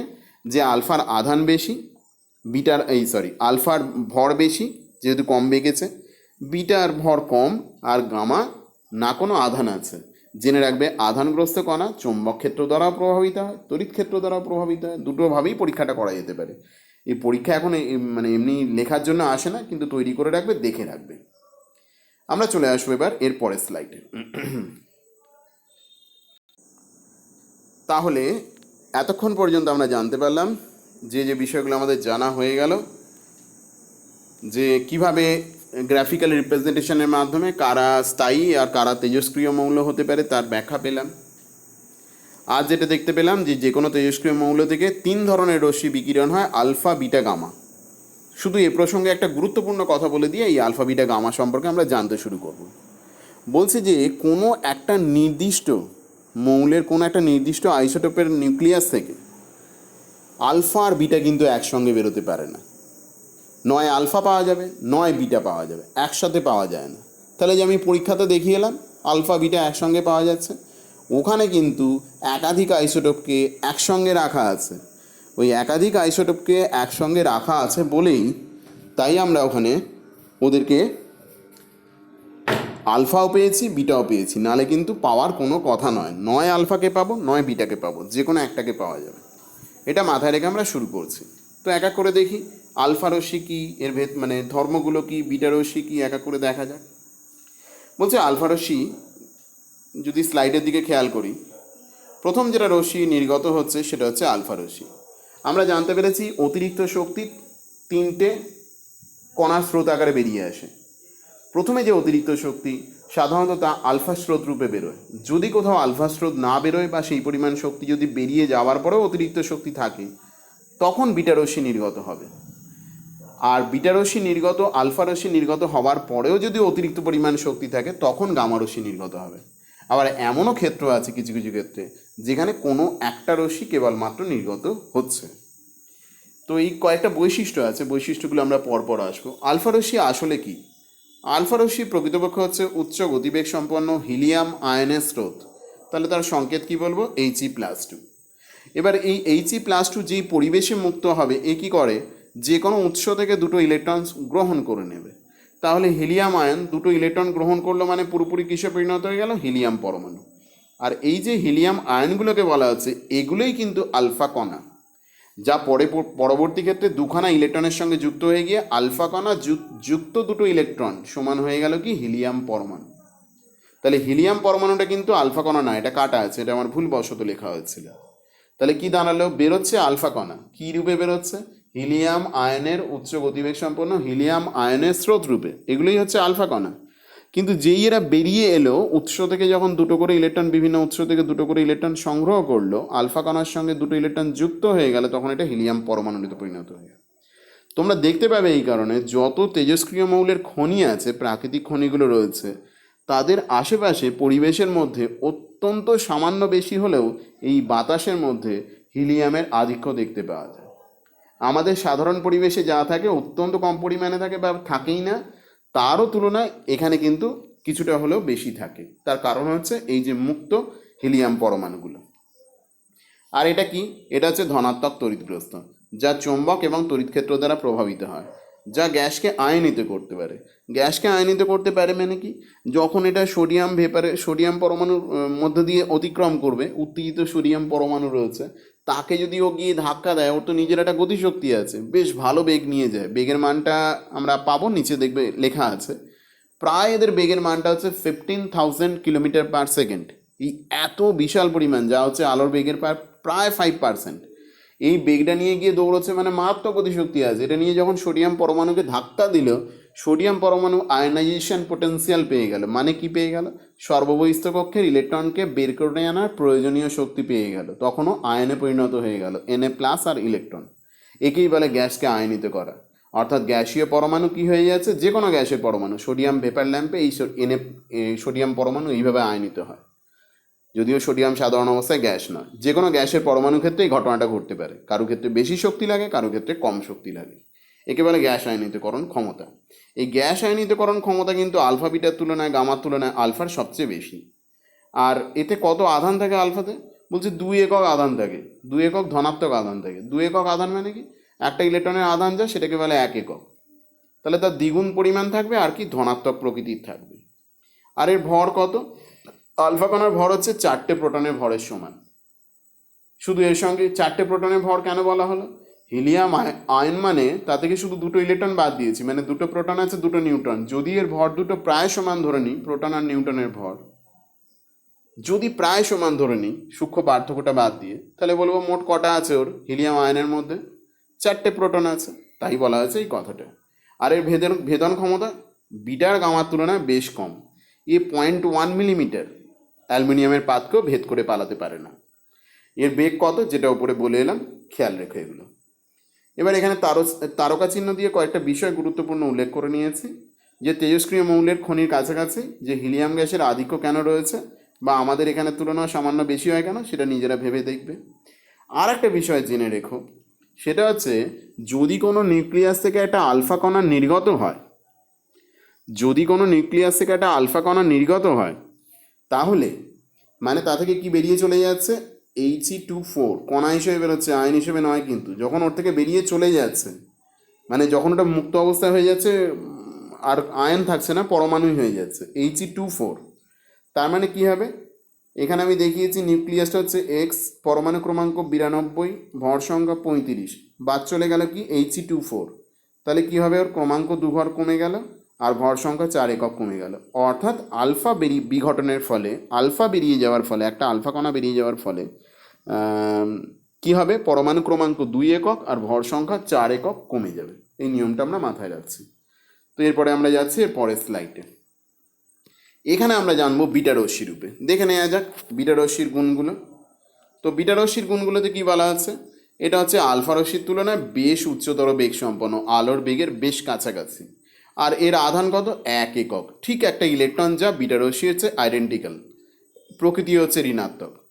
বিটা রশ্মি একটা কণা, মানে বিটা কণা যা, আর আমাদের ইলেকট্রনও একই। মজার ব্যাপার হচ্ছে এই বিটা রশ্মি বেরোচ্ছে কিন্তু নিউক্লিয়াস থেকে, আর কোনো মৌলের পরমাণু নিউক্লিয়াসে কোনো ইলেকট্রন থাকে না। কিন্তু এখানে তেজস্ক্রিয় পদার্থ যারা, তাদের নিউক্লিয়াস থেকে যখন এই যে তেজস্ক্রিয় বিকিরণটা ঘটে যাচ্ছে, তার ফলে যে বিটা রশ্মি বেরোচ্ছে সেটা কিন্তু ইলেকট্রনের স্রোত। কী করে হচ্ছে সেটা আমরা আসবো, দেখতে পাবো। এবার এটা ঋণাত্মক তড়িৎগ্রস্ত, তাহলে আমাদের পরীক্ষা অনুযায়ী কী বলতে পারি? তড়িৎ ক্ষেত্র আর চুম্বক ক্ষেত্র দ্বারা এটা কী হবে? প্রভাবিত হবে। তড়িৎ ক্ষেত্র চুম্বক ক্ষেত্র দ্বারা প্রভাবিত হবে। এর ভেদন ক্ষমতা কত? এর ভেদন ক্ষমতা হচ্ছে আলফার তুলনায় বেশ বেশি, প্রায় 100 গুণ, কিন্তু আবার গামার তুলনায় কিন্তু কম। আর গ্যাস আয়নিত করতে পারে কতটা? এই গ্যাস আয়নিত করতে পারে আলফার থেকে বেশ কম। আলফার গ্যাস আয়নিত করার ক্ষমতা সবচেয়ে বেশি, এর আগে বলে এসেছি।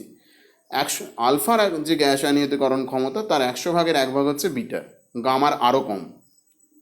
তো বলছে কি, আলফা রশ্মি তুলনায় ফটোগ্রাফিক প্লেটকে এই বিটা রশ্মি বেশি বেশি করে কি করে? প্রভাবিত করতে পারে, ফটোগ্রাফিক প্লেটকে নষ্ট করতে পারে। আর এর বেগ আলোর বেগের খুব কাছাকাছি বলেই দেওয়া আছে। আর এর ভরটা হচ্ছে, একটা ইলেকট্রনের ভর যা হয় 9.11 × 10⁻³ কেজি এর সঙ্গে সমান। তো ধৈর্য দিয়ে বিষয়গুলো শুনবে, দেখা যাক। আমরা বলি, এটা একটা ছোট প্রশ্ন যেটা উপরে আলোচনা করছিলাম, যে নিউক্লিয়াসে কোনো ইলেকট্রন না থাকলেও তেজস্ক্রিয় বিঘটনের সময় নিউক্লিয়াস থেকে কিভাবে ইলেকট্রনের স্রোতরূপে বিটা রশ্মি নির্গত হয়। জেনে রেখো, তোমরা জানো এই যে একটা নিউটনের ভর আর প্রোটনের ভর, এটা হচ্ছে সামান্য এদের মধ্যে ফারাক। যদি হিসেব করে দেখা যায় নিউটন কতটুকু ভারী একটা প্রোটনের তুলনায়, যে দেখা যাচ্ছে বিয়োগফলটা হচ্ছে একটা ইলেকট্রনের ভরের সঙ্গে সমান। আর এটাই হচ্ছে কারণ। বাস্তবে কি ঘটে, যে এই যে তেজস্ক্রিয় মৌলগুলোর নিউক্লিয়াসের মধ্যে অতিরিক্ত শক্তি থাকে, যার অতিরিক্ত শক্তি রয়েছে সে হচ্ছে আনস্টেবল পদার্থবিদ্যার নিয়ম অনুযায়ী। সে সবসময় তার নিজের শক্তি কমিয়ে স্টেবিলিটি ফিরে পেতে চায়। সবাই স্টেবিলিটি ফিরে পেতে চায়। লম্বা লম্বা গাছগুলো স্টেবিলিটি কম, কারণ তাদের পোটেন্সিয়াল এনার্জি বেশি, অর্থাৎ স্থিতিশক্তি বেশি, তাই তারা ঝড়ে সহজে পড়ে যায়। যার যত শক্তি বেশি সে তত আনস্টেবল। তো বলছে কি, এই যে অস্থায়ী নিউক্লিয়াস কারা? যাদের মধ্যে অতিরিক্ত শক্তি রয়েছে, অর্থাৎ তেজস্ক্রিয় মৌলের নিউক্লিয়াসগুলো। এরা উত্তেজিত অবস্থায় রয়েছে বলে এদের এই নিউট্রন কিন্তু কি হয়? ভেঙে যায়। একটা ইলেকট্রনে ভেঙে যায়, আর হচ্ছে প্রোটনে ভেঙে যায়। কিভাবে ভেঙে যায় এটা? এই যেখানে দেখানো হয়েছে, একটা ইলেকট্রনে ভেঙে যাচ্ছে আর তার সঙ্গে সঙ্গে একটা প্রোটনে ভেঙে যাচ্ছে। সবাই কিন্তু ভাঙে না, শুধুমাত্র তেজস্ক্রিয় মৌলের অস্থায়ী নিউক্লিয়াসটা এইরূপে ভেঙে যায়। এইভাবে যে নিউট্রন ভেঙে যে ইলেকট্রনটা পাওয়া গেল, সেটাই বিটা রশ্মি রূপে বেরিয়ে আসে। নাহলে নিউক্লিয়াস থেকে কোনোদিন বিটা রশ্মি পাওয়ার কথা নয়। আর প্রোটনটা কী হিসেবে পড়ে রইল? ওটা আলফা কণা তৈরি করতে সাহায্য করবে। আর একইভাবে বলে রাখি, আমরা যে বলেছিলাম আলফা কণা বেরিয়ে গেলে কি হয়? আলফা কণা বেরিয়ে যাওয়া মানে He2 4 বেরিয়ে যাচ্ছে, যার ফলে পরমাণু ধরে বলা হচ্ছে, যার ফলে পরমাণু ক্রমাঙ্ক 2 একক, ভর সংখ্যা 4 একক কমে যায়। কিন্তু ইলেকট্রন বেরিয়ে যাওয়া মানে কি বেরিয়ে যাচ্ছে? ইলেকট্রনের চিহ্ন হচ্ছে, এর চার্জ হচ্ছে -1, ভর সংখ্যা 0 ধরা হয়। তার ফল কি হচ্ছে? তার মানে যার থেকে বেরিয়ে যাবে তার পরমাণু ক্রমাঙ্ক কী হয়ে যাবে? -1 কমে যাবে, বাস্তবে 1 বেড়ে যাবে। -1 কমে যাওয়া মানে 1 বেড়ে যাওয়া। ভর সংখ্যা রিমেন আনচেঞ্জড, অপরিবর্তিত রয়ে যাবে। তাহলে এটা দ্বিতীয় নিয়ম। আমরা চলে যাচ্ছি পরের স্লাইডে। দীর্ঘক্ষণ হচ্ছে এবং খুব ধীরে ধীরে আমি বলছি, যাতে কারোর খুব একটা অসুবিধে না হয়। গামা রশ্মির বৈশিষ্ট্য। গামা রশ্মির বৈশিষ্ট্যে কী বলা আছে? গামা রশ্মির বৈশিষ্ট্যে বলা আছে, এটা শুরুতেই জেনে রাখো, প্রকৃতপক্ষে তড়িৎচুম্বকীয় তরঙ্গ। কেন? ভরহীন শক্তিকণাগুলোর নাম কি? ফোটন। আর এই ফোটন সমন্বিত যে কণা স্রোতগুলো থাকে, তাদের আর একটা ধর্ম হচ্ছে তড়িৎচুম্বকীয় তরঙ্গ ন্যায় আচরণ করে। এক্স রশ্মির ধর্ম যা ধর্ম আছে, প্রতিফলন, প্রতিসরণ, যা কিছু, বিকীর্ণ তাপ তরঙ্গ, আলোর যা ধর্ম আছে, তাই গামা রশ্মির আছে। শুধু শক্তির ফারাক আছে। যেহেতু আধান নেই, তাই এ তড়িৎ বা চুম্বক ক্ষেত্র দ্বারা প্রভাবিত হয় না। শূন্য মাধ্যমের বেগ হচ্ছে আলোর বেগের সঙ্গে সমান। গ্যাসকে আয়নিত করার ক্ষমতা এর বোধহয় সবচেয়ে বেশি হওয়া উচিত ছিল, কারণ এর শক্তি সবচেয়ে বেশি। তাহলে গ্যাসকে আয়নিত করতে পারে কিন্তু সবচেয়ে কম বাস্তবে। কেন? এত স্পিডে দৌড়োয়, গ্যাসের পরমাণুর সঙ্গে বেশিক্ষণ টাচেই থাকে না। যদি টাচেই না থাকে, কী করে ট্রান্সফার হবে এনার্জিটা?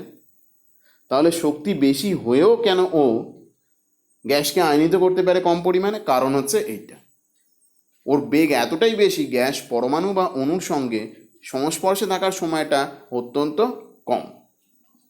আর এর ভেদন ক্ষমতা কত হয়? সবচেয়ে বেশি, যেহেতু শক্তি সবচেয়ে বেশি, বিটার থেকেও 100 গুণ বেশি। আর গামারশ্মি বেরিয়ে গেলে কি চেঞ্জ হয়ে যায় নিউক্লিয়াসে?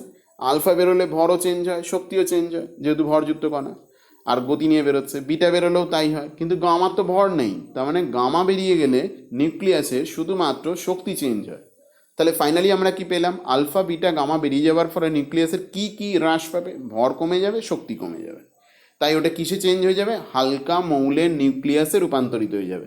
এইভাবে ভাঙতে ভাঙতে শেষমেশ যে কোনো তেজস্ক্রিয় মৌলের নিউক্লিয়াস ফাইনালি কিসে গিয়ে থামে? লেড বা সীসায়। তারপরে আর ভাঙে না, ভাঙা বন্ধ হয়ে যায়। তো আমরা একবার চোখ বুলিয়ে নিই, তেজস্ক্রিয় বিঘটন নিয়ে যে আমরা প্রথম থেকে বলছি তার কি কি বৈশিষ্ট্য রয়েছে, বৈশিষ্ট্যগুলো একটু শোনা যাক। বলছে অদ্ভুত কিছু মজার বৈশিষ্ট্য রয়েছে। বলছে তেজস্ক্রিয় নমুনায় একটা আমি ইউরেনিয়ামের টুকরো দেওয়া হয়েছে আমাকে, সেই টুকরোটা আমি যদি গোলক আকারে রাখি, তার সারফেস এরিয়া সবচেয়ে কম হয়, গোলক আকৃতি বস্তুর ক্ষেত্রফল সবচেয়ে কম হয়, ক্লাস 9-এ পড়েছি পৃষ্ঠটানে। তো বলছে তার দেখা যায় এই যে বিঘটন, তেজস্ক্রিয় বিঘটনটা ধীরে ধীরে ঘটে। যদি ওটাকে চ্যাপ্টা পাতের আকারে রাখা যায়, সেখানে কিন্তু বিঘটন দ্রুত হয়। সে যাই হোক না কেন, নমুনাটাকে যেভাবেই রাখি না কেন, যদি কোথাও 100খানা নমুনার পরমাণু থাকে, নমুনা মানে কি? একটা নির্দিষ্ট পরিমাণ আমাকে একটা স্পেসিমেন দিয়ে দেওয়া হয়েছে, একটা নির্দিষ্ট গ্রামের একটা ইউরেনিয়ামের টুকরো দিয়েছি, ওটাই আমার কাছে নমুনা। ওর মধ্যে কতগুলো পরমাণু আছে? 100টা। সবাই কিন্তু তেজস্ক্রিয় মৌলের পরমাণু সবাই কিন্তু একসঙ্গে ভেঙে আলফা বিটা গামা বার করছে না। প্রথমে কি হয়? দেখা গেল যে 100টার মধ্যে প্রথমে কজন ভাঙলো? 40 জন। তারপরে কজন ভাঙলো? 30 জন। ভেঙে হালকা মৌলে চেঞ্জ হয়ে যাচ্ছে, তাহলে 40, 30, 70 চলে গেল। পরে কজন ভাঙলো? 20 জন। কি দেখতে পাচ্ছি? যে এই ভাঙনের হারটা, আলফা বিটা নির্গমন করতে করতে হালকা মৌলে রূপান্তরিত হওয়াটা একসঙ্গে ঘটে না। প্রথমে কি হয়? এই ভেঙে যাওয়ার হারটা প্রথমে বেশি থাকে, তারপরে আস্তে আস্তে কমে। 100 জনের মধ্যে প্রথমেই 40 জন ভাঙলো প্রথম সেকেন্ডে, পরের সেকেন্ডে 30 জন, তারপরের সেকেন্ডে 20 জন, এইভাবে কমতে থাকে। এই বৈশিষ্ট্যটা মাথায় রাখবে। আর একটা অদ্ভুত ব্যাপার, এটা আমরা উঁচু ক্লাসে জানতে পারবো, এই যে ভাঙার হারটা, পার সেকেন্ডে কটা করে পরমাণু ভেঙে গিয়ে হালকা মৌলের নিউক্লিয়াসে রূপান্তরিত হচ্ছে, পরমাণু নিউক্লিয়াস ভেঙে গিয়ে এই কটা করে পার সেকেন্ডে ভাঙছে, এটাকে ডিসইন্টিগ্রেশন পার সেকেন্ড বলে। এই হারটা কিন্তু ওর মধ্যে কতগুলো পরমাণু আছে সেই সংখ্যার সঙ্গে সমানুপাতে পাল্টায়। যখন 100টা ছিল ওর মধ্যে পরমাণু, তখন সবচেয়ে বেশি হারে ভাঙছিল 40টা করে সেকেন্ডে, যে উদাহরণটা আমি বলেছি। এবার যখন আমি দেখতে পেলাম কমে গিয়ে যখন 60টা পড়ে রয়েছে 60, তখন ওর কিন্তু ভাঙনের হার কত? 30 কমে গেছে। ও, পরমাণুর সংখ্যাও কমে যাচ্ছে, ভাঙনের হারও কমে যাচ্ছে। এটা এর একটা বৈশিষ্ট্য। এ নিয়ে অতি গুরুত্বপূর্ণ একটা সূত্র আছে, ক্লাস 12-এ জানতে পারবো। আচ্ছা, আর একটা অদ্ভুত ঘটনা ঘটে। ছিল ইউরেনিয়াম, সেখানে লাস্টে হয়ে গেল কি, অন্য কিছু একটা ভাঙতে ভাঙতে একটা হালকা মৌল যে কোনো কিছু লাস্টে গিয়ে সীসায় পরিণত হলো। তো ইউরেনিয়ামটাকে আমি কি বলবো? এটাকে বলা হবে জনক পরমাণু বলবো। আর যেটা ভেঙে যেগুলোকে পেলাম বা যেটা পেলাম সেগুলোকে বলা হবে ডটার, অর্থাৎ দুহিতা পরমাণু বলবো। তো এটাকে দুহিতাই বলে, বালক হিসেবে বলা হয় না, ডটার হিসেবেই বলে, সন হিসেবে বলে না। আচ্ছা, আর যেটা বলার, ওই দুইয়ের সঙ্গে এটা আমি অলরেডি বলে দিয়েছি, এই যে ভাঙনের হার, এটাকে কি বলে? Disintegration per second. প্রতি সেকেন্ডে ভাঙনের সংখ্যা, কটা করে পরমাণুর নিউক্লিয়াস ভাঙছে। আচ্ছা, এবার বলছে, এটাও আগে বলে দিয়েছি, একই নমুনা থেকে একসঙ্গে আলফা আর বিটা নির্গত হয় না। পরের স্লাইডে যাচ্ছি। যখন দেখবে প্রত্যেকে পাট পাট করে আটকে আটকে দেখবে, কারণ এতটা একসাথে দেখতেও পারবে না ধৈর্য ধরে, আমি যতটা সম্ভব একসাথে বলে যাব। তাহলে এটা আমি আগে বলে দিয়েছি, আমার বলার মধ্যেই বলা আছে যে যাদের ক্ষেত্রে নিউটন বাই প্রোটনের অনুপাতটা হচ্ছে 1.5 বা তার বেশি, তাদের ক্ষেত্রেই এই তেজস্ক্রিয়তা দেখতে পাওয়া যায়। সোডিয়ামের ক্ষেত্রে দেখিয়েছি 11-23, এটা এনটা কাটা 23 এটা। তাহলে নিউটন আছে কটা? 12টা, আর প্রোটন আছে কটা? 11টা। তো 23/11 অনুপাত কত? ক্যালকুলেটারে করে দেখবে, <1.5, তাই এটা অতেজস্ক্রিয় মৌল। অন্যদিকে যদি আমি ইউরেনিয়ামের ক্ষেত্রে বলি, তখন দেখতে পাবো এটা কত, এর প্রোটন সংখ্যা হচ্ছে 92, নিউটন সংখ্যা হচ্ছে কত? 143, ভাগ করে কত পাচ্ছি? 143/92। একবার কষ্ট করে ক্যালকুলেটরটা নিজেরা চেক করে দেখো, এর মানটা কত হচ্ছে? 1.5-এর বেশি। আচ্ছা, আর এটাও বলে দিয়েছি এর আগে যে সবাই শেষে গিয়ে লেডে পরিণত হয়। এই লেডকে ভেদ করা কিন্তু আলফা বিটা গামার কাজ না। সেই কারণে লেডের জ্যাকেট ব্যবহার করে, এটাও বলেছি। আর একটা বিষয় গুরুত্বপূর্ণ, যদি এটা আমাদের এখানে সিলেবাসের মধ্যে খুব একটা নেই কিছু বলা, এই যে আমাকে একটা নমুনা দিয়েছে কেউ, 1 গ্রামের একটা নমুনা দিয়েছে ইউরেনিয়াম বা যে কোনো কিছু, এটা বলছে কারোর ক্ষেত্রে দেখা যেতে পারে কয়েক সেকেন্ডের মধ্যে এটা নিঃশেষিত হয়ে গিয়ে কোনো হালকা মৌলে চেঞ্জ হয়ে গেছে, আবার কারোর ক্ষেত্রে বছর বছর পরে, এমনকি কয়েকশো কয়েক হাজার বছর পরে এটা অর্ধেক হয়ে গেছে, মানে অর্ধেক হারিয়ে গেছে, হালকা মৌলে রূপান্তরিত হয়ে গেছে। যেমন রেডিয়ামের এই অর্ধায়ু কত, এই যে অর্ধায়ু 1650 বছর, মানে কি আজকে আমাকে রেডিয়ামের 1 গ্রাম টুকরো দিলে 1650 বছর পরে সেই রেডিয়ামের অর্ধেকটা হালকা মৌল হয়ে যাবে অন্য কোনো, বাকি অর্ধেকটা 1/2 গ্রাম ওই রেডিয়াম হিসেবেই পড়ে থাকবে। এর ভাঙনের হার এতটাই কম। এই যতক্ষণ পরে ওর অর্ধেক, যে সময় পরে ওর অর্ধেকটা অবশিষ্ট থাকে প্রাথমিক নমুনার, সেটাকেই বলে কি অর্ধায়ু। একবার নামটা জেনে রেখো। এই শডিফ্যাজান নামটা কাটা, আমরা এই নিচেটা নিয়ে আলোচনা করছি। শডিফ্যাজানের স্মরণ সূত্র, আসলে এটা দুটো বিজ্ঞানীর নাম, শডি আর ফ্যাজন। এটা কি, এটাও বলা হয়ে গেছে, আলফা বিঘটনের সূত্র। মানে কি, একটা আলফা বেরিয়ে গেলে কিভাবে নিউক্লিয়াসে পরমাণু ক্রমাঙ্ক আর ভর সংখ্যা চেঞ্জ হয়, ভর সংখ্যা 4 একক, পরমাণু ক্রমাঙ্ক 2 একক চেঞ্জ হয়। আর একটা বিটা বেরোলে একই উদাহরণ থেকে দেখিয়ে দিয়েছি, একটা বিটা বেরিয়ে গেলে কি হবে, একটা বিটা বেরিয়ে গেলে পরমাণু ক্রমাঙ্ক -1 একক কমে যায়, অর্থাৎ 1 একক বেড়ে যায়, আর ভর সংখ্যা একই থাকে। সেটাই দেখানো হয়েছে, এটাকে বলে বিটা বিঘটনের সূত্র। এই দুটো সূত্রকে একত্রে বলে শডিফ্যাজানের স্মরণ সূত্র, মাথায় রেখুন। তো আমরা চলে আসছি 10 নাম্বার স্লাইডে, 13টা স্লাইডের মধ্যে 10 নাম্বার স্লাইডে চলে এসেছি। দেখা যাক এখানে কি বলা আছে দেখি।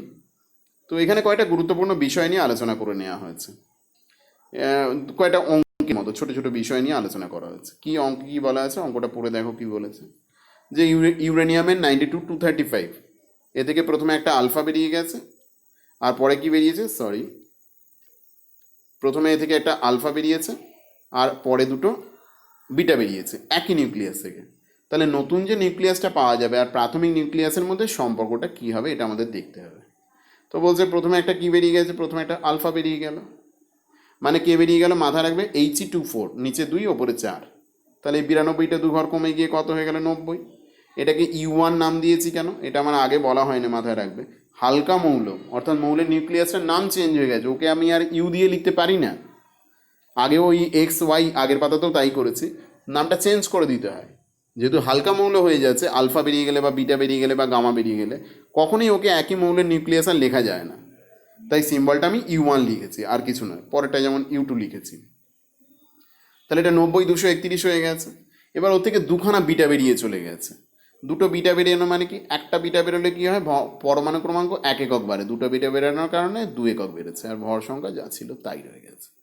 তাহলে ফাইনালি কি পেলাম, নতুন যে নিউক্লিয়াস পেলাম U2, আর প্রাথমিক যেটা ছিল, খেয়াল করে দেখো এদের মধ্যে সম্পর্ক কি, এদের দুজনেরই পরমাণু ক্রমাঙ্ক 1, ভর সংখ্যা আলাদা, অর্থাৎ এরা একে অপরের আইসোটোপ, মাথা রাখবে। এবার আরেকটা অন্য অঙ্ক বলছে U92-238 থেকে কটা আলফা জানতে চাওয়া হয়েছে, আর কটা বিটা বেরোলে তবে আমি ফাইনালি এটা পাবো, U19222 এই নিউক্লিয়াসটা পাওয়া যাবে। U1টা লেখার কারণে ওটা যে কোনো অজানা হালকা মৌল, ওটা কারোর নাম নয়, এটা সিম্বল। তাহলে অঙ্কটা আমি উত্তরটা শুরু করি। উত্তরটা কি দেখবো, এটা হচ্ছে অ্যান্সার, এখান থেকে শুরু হচ্ছে। বলছে ভর সংখ্যা তাহলে কি দেখতে পাচ্ছি, 238, আর এখানে কত 222, তাহলে কমে গেছে কত 16। একটা আলফা বেরোলে ভর সংখ্যা কত কমে, 4 একক। বিটা বেরোলে ভর সংখ্যা কমে না, তাহলে মোট কটা আলফা বেরিয়ে গেছে, 4টে পেয়ে গেলাম। এবার বলছে তাহলে 4টে আলফা বেরোনোর কারণে পরমাণু ক্রমাঙ্ক প্রতিটার জন্য 2 একক করে, মোট কত একক কমা উচিত, 8 একক। কিন্তু এখানে আমি দেখতে পাচ্ছি পরমাণু ক্রমাঙ্ক U1-এর হচ্ছে 90 আর আগে ছিল 92, তাহলে কমেছে কত, বাস্তবে 2 একক, কিন্তু কমার কথা কত, 8 একক।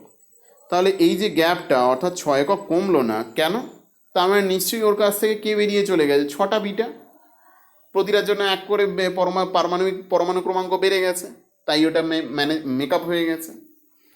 তো আমরা একবার তেজস্ক্রিয়তার ব্যবহারটা দেখে নেবো। মাথায় রাখবে যা লেখা আছে এটা কিন্তু কোনো নোট হিসেবে নয়, শুধুমাত্র বোঝানোর জন্য, বই থেকে পড়বে।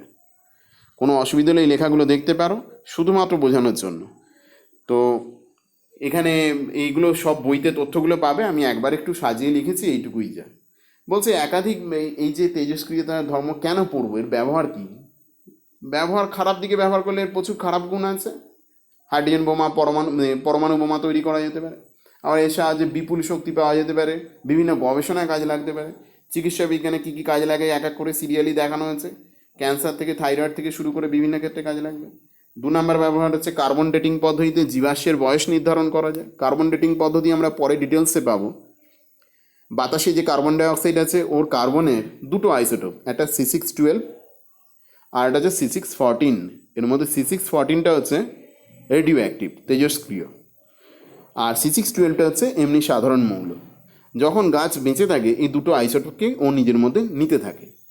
এবার যেহেতু C614 হচ্ছে তেজস্ক্রিয়, তাহলে ওটা গাছের মধ্যে শুধু জমে না, হারাতেও থাকে। রাত্রিবেলা কী করে, ওটা কমতে থাকে।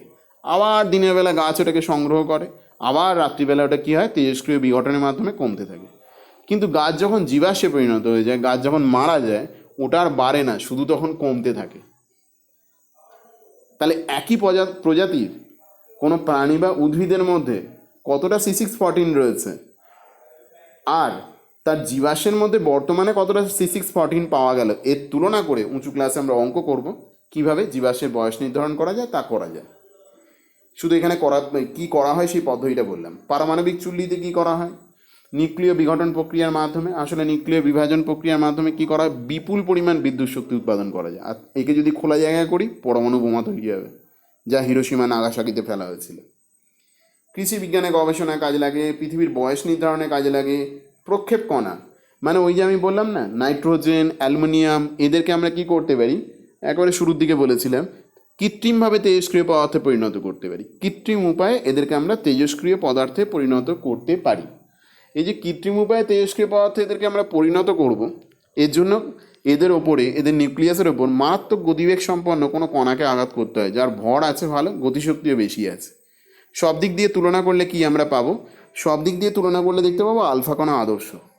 তার মানে এরকম প্রক্ষেপ কণা মানে ছুঁড়ে দেওয়ার জন্য যে কণা ব্যবহার করা হয়েছে, এরকম অনেক কাজেতে লাগে আলফা কণাকে, এটাও এর একটা ব্যবহার হিসেবে। এই প্রসঙ্গে আর একটা কথা আমি বলে দিই, আলফা বিটা গামার কিন্তু পার্থক্য আমি বলিনি। কেন বলা হয় না, তিনটের বৈশিষ্ট্য দেখিয়ে দিয়েছি। তাহলে ভেদন ক্ষমতা, ভর, আধান, বেগ, প্রকৃতি, এই সব কিছু তুলনা করে নিজেরাই এর পার্থক্য তৈরি করে নিতে পারবে। স্লাইড নাম্বার 11, 11 এটা 11 না, বলছি এতক্ষণ ধরে যে বলা হচ্ছে তেজস্ক্রিয়তা, কোন পদার্থের তেজস্ক্রিয়তা বেশি, কার কম, বিচার করব কি করে, কোন আইসোটোপের বেশি, কোন মৌলের বেশি, কি করে বিচার করব। বলছে এই বিচার করা হয় যা দিয়ে, তাকে বলে তেজস্ক্রিয়তার হার। এটাকে বলা হচ্ছে সক্রিয়তা, বলা হচ্ছে অ্যাক্টিভিটি ইংলিশে বলে। অর্থাৎ প্রতি সেকেন্ডে তেজস্ক্রিয় বিঘটনে এই হার, যেটা এই হারটাকেই বলছে কি, মানে প্রতি সেকেন্ডে বা প্রতি ঘন্টায় বা প্রতি মিনিটে কতগুলো করে পরমাণু বিঘটিত হচ্ছে। এসআই পদ্ধতির একক কি, বেকারেল, যিনি উদ্ভাবন করেছিলেন তার নাম অনুযায়ী একক হচ্ছে, সিম্বল হচ্ছে বিকিউ। এই 1 বেকারেল মানে কি, 1 বেকারেল মানে হচ্ছে সেকেন্ডে ওই কোনো মৌলের পরমাণুর নিউক্লিয়াস একটা করে বিঘটিত হয়ে অন্য কোনো হালকা মৌলের নিউক্লিয়াসে রূপান্তরিত হচ্ছে। ডিপিএস কথাটার ফুল ফর্ম কি, ডিসইন্টিগ্রেশন পার সেকেন্ড, প্রতি সেকেন্ডে বিঘটনের সংখ্যা 1। কিন্তু এটা অনেকের ক্ষেত্রে খুব ছোট একক হয়েছে, তাদের ক্ষেত্রে ব্যবহার করা হয় ব্যবহারিক একক হিসেবে 20, মাদাম কুরির নাম অনুযায়ী। এই 1 কুরির মান কত, ওটা ডিপিএসের হচ্ছে 3.7 × 10⁻10 ডিপিএস। রাদারফোর্ডের ক্ষেত্রে কত বলা হয়, এটা হচ্ছে বেকারেলের 10⁶ গুণ, মাথা রাখবে। আমরা আবার এই স্লাইডেরই দ্বিতীয় পার্টটায় আসছি।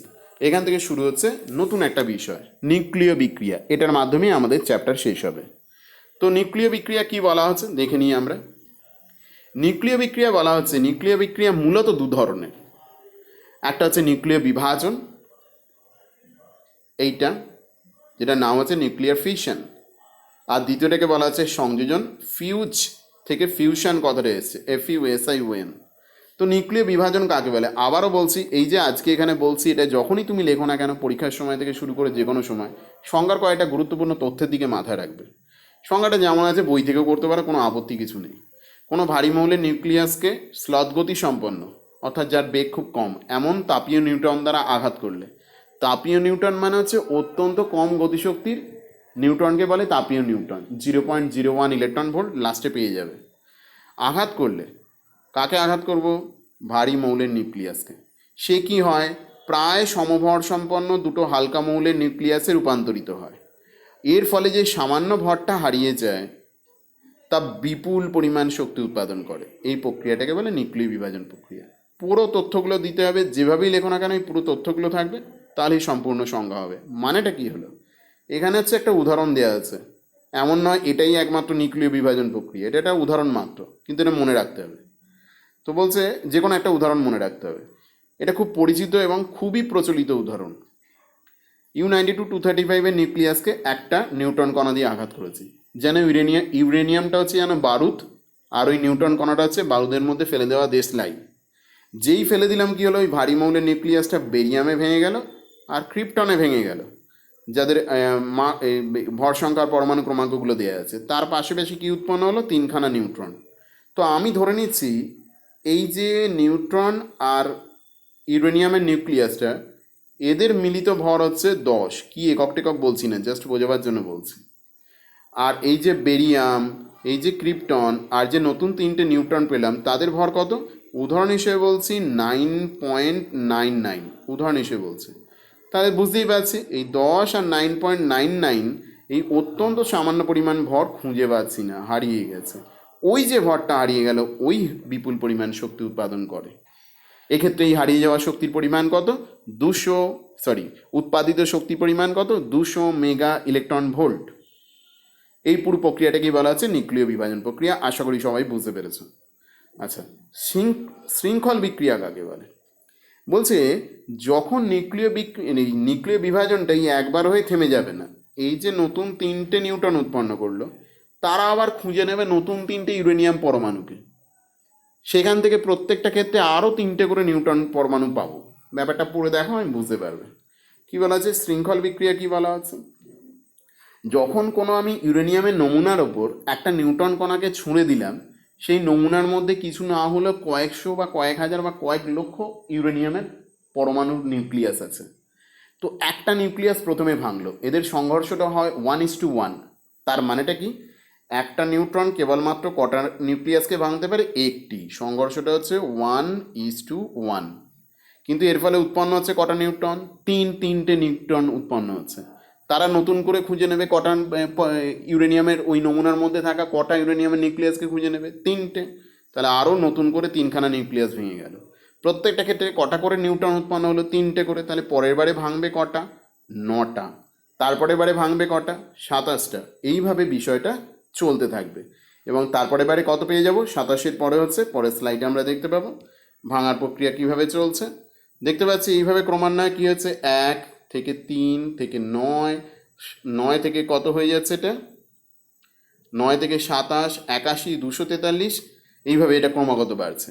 এর ফলে অত্যন্ত অল্প সময়ের মধ্যে অতি বিপুল সংখ্যক নিউক্লিয়াস ভেঙে পড়বে এবং প্রত্যেকবার ওই 200 মেগা ইলেকট্রন ভোল্ট, এটা একটা জাস্ট উদাহরণ মাত্র, ইউরেনিয়ামের ক্ষেত্রেই প্রযোজ্য শুধুমাত্র, বাকিদের ক্ষেত্রে শক্তির পরিমাণ চেঞ্জ হয়ে যাবে, শক্তি উৎপন্ন হতে থাকবে প্রত্যেকটা ধাপে। এর ফলে অল্প সময়ের মধ্যে বিপুল পরিমাণ শক্তি উৎপাদিত হবে। এই যে পরপর একসাথে বিক্রিয়াটা ঘটে যাচ্ছে, এই বিক্রিয়াটাকেই বলা হচ্ছে চেন রিয়াকশন বলছে। যদি এটাকে অনিয়ন্ত্রিত উপায় খোলা জায়গায় করা হয়, কোনো কন্ট্রোল না রেখে করা হয় খোলা জায়গায়, তখন এটা হলো পরমাণু বোমা। আর যদি এটা বদ্ধ স্থানে করি, নিয়ন্ত্রিতভাবে করি, তখন এটাকে কি বলবো? পারমাণবিক চুল্লিতে ব্যবহার করা হচ্ছে বলবো। মাথায় রাখতে হবে, এই যে চেন রিয়াকশান বললাম, যে কোনো পরমাণু নমুনার সাইজ, নমুনার ভর যে কোনো হলে হবে না, এটা মিনিমাম ভরের নমুনা হতে হবে। এর নির্দিষ্ট কোনো মান বলতে পারবো না। এটা ইউরেনিয়ামের ক্ষেত্রে একরকম, রেডিয়ামের ক্ষেত্রে একরকম, থোরিয়ামের ক্ষেত্রে একরকম। যে নির্দিষ্ট ভর বা তার বেশি হলে এই চেন রিয়াকশানটা সম্ভব, সেই তাকেই কি বলে? ক্রিটিক্যাল সাইজ বা সন্ধি ভর বলে, সন্ধি আকার বলে। এর কম হলে কখনো সম্ভবপর হবে না, পুরো দেখবে। আর এই যে আমরা বললাম শৃঙ্খল বিক্রিয়া যদি নিয়ন্ত্রিতভাবে বদ্ধ জায়গায় করা হয়, তবে সেটা কি করতে পারে? পারমাণবিক চুল্লি, যেখানে বিদ্যুৎ উৎপাদন করা যেতে পারে, আরও অনেক কাজ করা যেতে পারে। এখানে কি করে নিয়ন্ত্রণ করা হয়? যাদের দ্বারা এই বিক্রিয়ার গতিকে স্লাথ করা হয় চেন রিয়াকশানে, মানে 1 থেকে 3টে ভাঙলো, তারপরে 9টা ভাঙছে, তারপরে 27টা, এর মধ্যে টাইম গ্যাপটাকে বাড়াবো কী করে? প্রয়োজন পড়লে পুরো প্রক্রিয়াটাকেই বন্ধ করে দেবো কী করে? যাদের সাহায্যেই গতিটাকে নিয়ন্ত্রণ করতে পারি তাদের বলে মডারেটর বলে। মডারেটর কারা হয়? ভারী জল, গ্রাফাইট অথবা ক্যাডমিয়ামের দণ্ড, স্টিলের পাতকেও ব্যবহার করা যেতে পারে। আমাদের সিলেবাসের মধ্যে এই হচ্ছে মোটামুটি শেষ অংশ। একেবারে শেষে কী বলা আছে? এর ফলে আমরা দেখতে পেয়েছি 1986-তে ইউক্রেনে দুর্ঘটনা ঘটেছে, এরকম পারমাণবিক চুল্লির বিখ্যাত দুর্ঘটনা, কুখ্যাত বলা ভালো। 2011-তে অনেকেই মনে আছে কিনা আমি জানি না, ফুকুশিমায়, তোমাদের বয়স ছোট ছিল তো, কম ছিল, তো ফুকুশিমাতে মারাত্মক বিস্ফোরণ ঘটেছিল। তো এই যে বিস্ফোরণগুলোর ফলে বা তেজস্ক্রিয় বিঘটন যদি খোলা জায়গায় হয়ে যায়, তার ফলে দু রকমের ঘটনা ঘটে, যেটা আবার হিরোশিমা নাগাসাকিতে পৃথিবীর ইতিহাসে সবচেয়ে ক্ষতিকারকভাবে ঘটেছিল। দুটো ঘটনা ঘটে, একটা প্যাথোলজিক্যাল ক্ষতি হয় আর একটা জেনেটিক্যাল ক্ষতি হয়। প্যাথোলজিক্যাল ক্ষতির ফলে যে অংশে দেহের বিকিরণ পড়লো সেখানে কোষগুলো নষ্ট হয়ে যায়, ক্যান্সার হতে পারে। আর যদি এটা কি হয়, বংশানুক্রমে জেনেটিক্যালি কোষগুলোকে নষ্ট করে, যার ফলে পঙ্গু, বিকলাঙ্গ এগুলো বংশানুক্রমে চলতে থাকে। দীর্ঘ বছর পর পর্যন্ত ওদের ক্ষেত্রে এই অঞ্চলে ঘটনাগুলো চলতেই থাকে। খুব দ্রুত আমরা ছবির মাধ্যমে দেখে নিই নিউক্লিয় শৃঙ্খল বিক্রিয়াটা কী ছিল। শৃঙ্খল বিক্রিয়াটা হচ্ছে এরকম, যেখানে দেখানো হয়েছে ঠিক যেন বারুদের মধ্যে একটা দেশলাই কাঠিকে ফেলে দেওয়া হয়েছে নমুনা, সেখান থেকে ক্রিপ্টন ভেঙে যাচ্ছে, বেরিয়াম ভেঙে যাচ্ছে, আর তার সঙ্গে নিউট্রন উৎপন্ন হচ্ছে। 3টে করেও দেখানো নেই, 2টো করে দেখানো হয়েছে, এটা হবে আসলে 3টে করে। প্রত্যেকটা ক্ষেত্রে আরও 3টে করে বেরোবে। ছবিতে এটা ইনকমপ্লিট দেখানো আছে, এখান থেকে আবার 3টে বেরোবে, এখান থেকে প্রত্যেকটা থেকে 3টে করে বেরোবে। এইভাবে দ্রুত এটা ভাঙতে থাকবে। আর একটা ছবি দেখে নিই আমরা। তো বিক্রিয়াটা এইভাবেও দেখানো সম্ভব। এখানে কি দেখানো আছে, তবু ঠিক আছে। ইউরেনিয়াম ভেঙে গেছে, একটা বেরিয়াম পেয়েছি, ক্রিপ্টন পেয়েছি, সঙ্গে আরও কী হয়েছে, 3টে নিউট্রন কী করলো তারা, আরও নতুন 3জন ইউরেনিয়াম নিউক্লিয়াসকে ভেঙে দিল, 1:1 কলিশন। সেখান থেকে কটা পাচ্ছি, নতুন 3টে করে পাচ্ছি। তাহলে প্রথমেই কটা হয়ে গেল, একটা, সেখান থেকে 3টে, সেখান থেকে 9টা ভেঙে যাচ্ছে। তার পরবর্তী স্টেপেই হবে 27টা, এইভাবে বাড়তে থাকবে। এই হলো শৃঙ্খল বিক্রিয়া। আর এই ছবি আমরা কম্পারেটিভলি পরিচিত বা চিনি। এটা হলো নিউক্লিয় রিয়্যাক্টর, পারমাণবিক চুল্লি যাকে বলে, যেখানে নিয়ন্ত্রিত উপায়ে যেখানে নিউক্লিয় বিভাজনকে ঘটানো সম্ভব। অর্থাৎ পারমাণবিক চুল্লি যেখানে নিউক্লিয় রিয়্যাক্টর যেটাকে আমরা বলছি, যেখানে আমরা এই পারমাণবিক শক্তি, যে এই যে নিউক্লিয় বিভাজনের ফলে যে শক্তি উৎপাদিত হয় সেটাকে কাজে লাগিয়ে বিদ্যুৎ শক্তি উৎপাদন করতে পারি, যা ভবিষ্যতে শক্তির উৎস হিসেবে কাজে লাগবে। তো এখানে কি দেখানো আছে, এরকমই একটা নিউক্লিয় রিয়্যাক্টরের ডায়াগ্রাম দেখানো আছে, অত্যন্ত সহজে। এটা আমাদের সিলেবাসের মধ্যে নেই, দেখে দেখো। তো বলছে এখানে যে প্রকোষ্ঠ আছে এর মধ্যে জ্বালানি রড রূপে ব্যবহার করা হচ্ছে ইউরেনিয়ামকে। আর যার মধ্যে ইউরেনিয়াম, এই রডগুলো যদি এইরকমভাবে ইউরেনিয়ামের রডগুলো থাকে, তাদের মাঝে মাঝে প্রবেশের জন্য রাখা থাকে গ্রাফাইট দণ্ড। প্রয়োজন পড়লে এগুলোকে নামিয়ে দেওয়া হয়, তাহলে পুরোপুরি বিক্রিয়া বন্ধ হয়েছে। মডারেটর হিসেবে গ্রাফাইট দণ্ড কাজ করে। আর এই পুরো পাত্রের সম্পূর্ণটা ভর্তি করা থাকে ভারী জল দিয়ে। ভারী জলের মধ্যে তাপীয় নিউট্রন স্লথ গতিতে যেতে পারে, ধীরে ধীরে যায়, তাতেও বিক্রিয়া কিছুটা ধীর গতি সম্পন্ন হয়। এরপরে ঠান্ডা রাখার ব্যবস্থা এইসব কিছু আছে, কী করে টারবাইন ঘুরিয়ে বিদ্যুৎ শক্তি উৎপন্ন হচ্ছে সেগুলো যাচ্ছি না, শুধু মডারেটরের কথাটা বলার জন্য এই ছবিটা আনা। তো আমরা চলে আসছি একেবারে শেষ স্লাইডে, এর মাধ্যমে আমাদের এই চ্যাপ্টার পুরো শেষ হবে। তো নিউক্লিয় সংযোজন, নিউক্লিয়ার ফিউশন কাকে বলা আছে, ফিউশন, FUSION, বলছে এটা হচ্ছে অতি উচ্চ তাপমাত্রার একটা নিউক্লিয় বিক্রিয়া। টেম্পারেচারটা উল্লেখ করবে, 10⁶ থেকে 10�7 ডিগ্রি সেন্টিগ্রেডে ঘটে, যেখানে কতগুলো হালকা মৌলের নিউক্লিয়াস পরস্পর যুক্ত হয়ে গিয়ে ভারী মৌলের নিউক্লিয়াসে রূপান্তরিত হয়, এবং এই ভারী মৌলের নিউক্লিয়াসে রূপান্তরিত হওয়ার সময় কিছুটা ভর হারিয়ে যায়, ঠিক বিভাজনের মতোই। এই যে ভরটা হারিয়ে যায়, এই হারিয়ে যাওয়া ভর বিপুল পরিমাণ শক্তি উৎপাদন করে। তাহলে হালকা মৌলের নিউক্লিয়াস ফিউজ হয়ে যাচ্ছে, যুক্ত হচ্ছে অতি উচ্চ তাপমাত্রায়। অতি উচ্চ তাপমাত্রাটা কখনোই সংজ্ঞা বলার সময় বাদ দেবে না, তাহলে পুরোটা বাদ যাবে। এর একটা উদাহরণ আমরা দেখে নিই। উদাহরণে কি দেখানো হচ্ছে, পরিচিত একটা উদাহরণ, 4টে প্রোটিয়ামের নিউক্লিয়াস বলতে হবে, পরমাণু বললে হবে না। প্রায় 10⁶ থেকে 10�7 ডিগ্রি সেন্টিগ্রেড উষ্ণতায় যুক্ত হয়ে গিয়ে কিসে পরিণত হয়ে গেল, হিলিয়ামের নিউক্লিয়াসে। সঙ্গে সঙ্গে কি তৈরি করলো, পাশাপাশি দুটো পজিট্রন তৈরি করলো। পজিট্রন কথাটার মানে কি, পজিটিভ ইলেকট্রন, অর্থাৎ ইলেকট্রনের সমান ভর, সমান আধান সম্পন্ন, শুধু আধানের প্রকৃতি উল্টো, এটাকে পজিট্রন বলে। আর তার সঙ্গে পাওয়া যায় কিছুটা শক্তি মুক্ত হয়। তাহলে শক্তির পরিমাণ দেখে আমরা কি বুঝতে পারছি, মনে হচ্ছে যেন এখানে কম শক্তি উৎপন্ন হচ্ছে। আসলে হারিয়ে যাওয়া ভরের রেসপেক্টে এখানে কিন্তু শক্তি বিভাজনের থেকেও বেশি পাওয়া যায়। ক্যালকুলেশন আমরা পরে দেখব। তো বলছি এটাকে কি বলে, হাইড্রোজেন বোমা তৈরির নীতি হচ্ছে এটাই। বলছে যদি সমভর এই বিভাজনে হারায় আর এই সংযোজনে হারায়, তো কোথায় বেশি শক্তি উৎপন্ন হবে? ক্যালকুলেশন বলে, যেটা এখানে দেখানো সম্ভব নয়, সংযোজনে বেশি শক্তি হারাবে, বেশি শক্তি উৎপন্ন হবে। এখানে দেখে মনে হচ্ছে 26 মেগা ইলেকট্রন ভোল্ট, আর আগেরবারে ছিল 200। আসলে 200 তৈরি করতে গেলে যে ভরটা হারিয়েছে এখানে তার অনেক অনেক কম ভর হারিয়েই 26 পেয়ে গেছি। এই কারণে নিউক্লিয় সংযোজনে বলা হচ্ছে প্রায় বিভাজনের 10 গুণ শক্তি পাওয়া যায়। এই যে সূর্যের বিপুল পরিমাণ শক্তি, তার উৎসও কি এই নিউক্লিয় সংযোজন প্রক্রিয়া।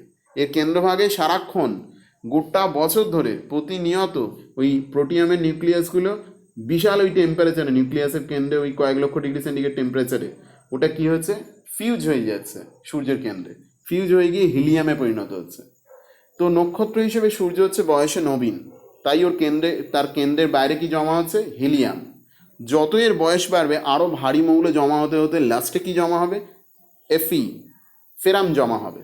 তখনও ধ্বংসের দিকে যাবে, তখনও বার্ধক্য এসে যাবে, তাই সে আজ বহু কোটি বছর পরে তখনও রেড জায়ান্টে পরিণত হয়ে যাবে ফেরামের কারণে। এখনও পর্যন্ত কি জমা হচ্ছে, শুধুমাত্র হিলিয়াম জমা হচ্ছে। তো এই হলো নিউক্লিয় সংযোজন প্রক্রিয়া, অত্যন্ত সংক্ষেপে যেটুকু আমাদের আছে। এখানে একটা বিষয় খুব গুরুত্বপূর্ণ, নিউক্লিয় সংযোজনের পূর্বে বিভাজন প্রয়োজন কেন। বলছি নিউক্লিয় সংযোজনের মূল শর্ত হচ্ছে হালকা মৌলের নিউক্লিয়াসগুলো ফিউজ হবে অতি উচ্চ তাপমাত্রায়, যা কোনোভাবে বাইরের কোনো উৎস দিয়ে দেওয়া সম্ভব নয় ওই অতি উচ্চ কয়েক লক্ষ ডিগ্রি সেন্টিগ্রেড টেম্পারেচার। এর জন্য একমাত্র আগে কি ঘটিয়ে নিতে হবে, নিউক্লিয় বিভাজন, যে ওই টেম্পারেচার গেইন করতে পারে। এবং তার ফলে কি হবে, পরিবেশ তৈরি হয়ে গেল, উপযুক্ত শর্ত পাওয়া গেল, এবং তার ফলে কি হলো, সংযোজন প্রক্রিয়া ঘটানো যাবে। এখানে একটা তথ্য দিয়ে রাখা হয়েছে, এতে কোশ্চেন মার্ক হবে না, কোশ্চেন মার্কটা ভুল দিয়েছি। এই যে 0.01 ইলেকট্রন ভোল্ট সম্পন্ন নিউট্রনকে কি বলে, তাপীয় নিউট্রন বলে। আচ্ছা কয়েকটা বিষয় ভেবে দেখবে, দুটো উদাহরণ দিয়ে দিয়েছি। 1 নম্বরে দেওয়া আছে কি, Mg1225H1, মাথায় কোশ্চেন মার্ক দেওয়া আছে, এনে কোশ্চেন মার্ক নিচে দেওয়া আছে, উপরে 22, He24। তো এই কোশ্চেন মার্কগুলোতে কী হবে, এখানে কোশ্চেন মার্কে কী হবে আর এখানে কোশ্চেন মার্কে কী হবে। বলছে এই যে যতগুলো সমীকরণ আছে, এই সমস্ত সমীকরণের ভর সংখ্যাগুলো বাঁ দিকে ডান দিকের মোট সমষ্টি সমান হবে, পরমাণু ক্রমাঙ্কগুলোরও তাই হবে। তাহলে বাঁ দিকের পরমাণু ক্রমাঙ্ক মোট কত, 12 আর 1 13। ডান দিকে এর ক্ষেত্রে কত, 2, হাতে কত পড়ে রইল, হাতে হচ্ছে 12 আর 1 13 থেকে 2 বাদ গেলে 11, তার মানে এখানে নিচে হবে 11, এর ক্ষেত্রে কত পাবো, এটা 11, দুদিকে সমান হবে। মাথারটাও করি, ডান দিকে মাথার মোট যোগফল হচ্ছে 12 আর 4 16 ভর সংখ্যা, 12 আর 4 26, তাহলে এটা 25 করা আছে অলরেডি এমজি, তাহলে এখানে কত বসবে, 1 বুঝতে পারলাম, শূন্যস্থান হিসেবে দেয়, পরেরটা নিজেরা করবে। এখানে মৌলটাই পুরোটা জানতে চেয়েছে, নিচে কত উপরে কত বুঝে মৌলটার নাম লিখতে হবে, H11 আসবে, নিজেরা করে দেখবে। আর যেহেতু তাপ ছাড়া, বিশাল উষ্ণতা ছাড়া এটা সম্ভব নয়, তাই নিউক্লিয় সংযোজনকে কী বলে, তাপীয় নিউট্রন বিক্রিয়া বলে, নিউক্লিয় বিক্রিয়া বলে। আর সীসার জ্যাকেট কেন পরে তো বলা হয়ে গেছে। তাহলে এর মাধ্যমে আমরা শেষ করলাম, এটা দীর্ঘ সময় গেছে, বন্ধ হলো।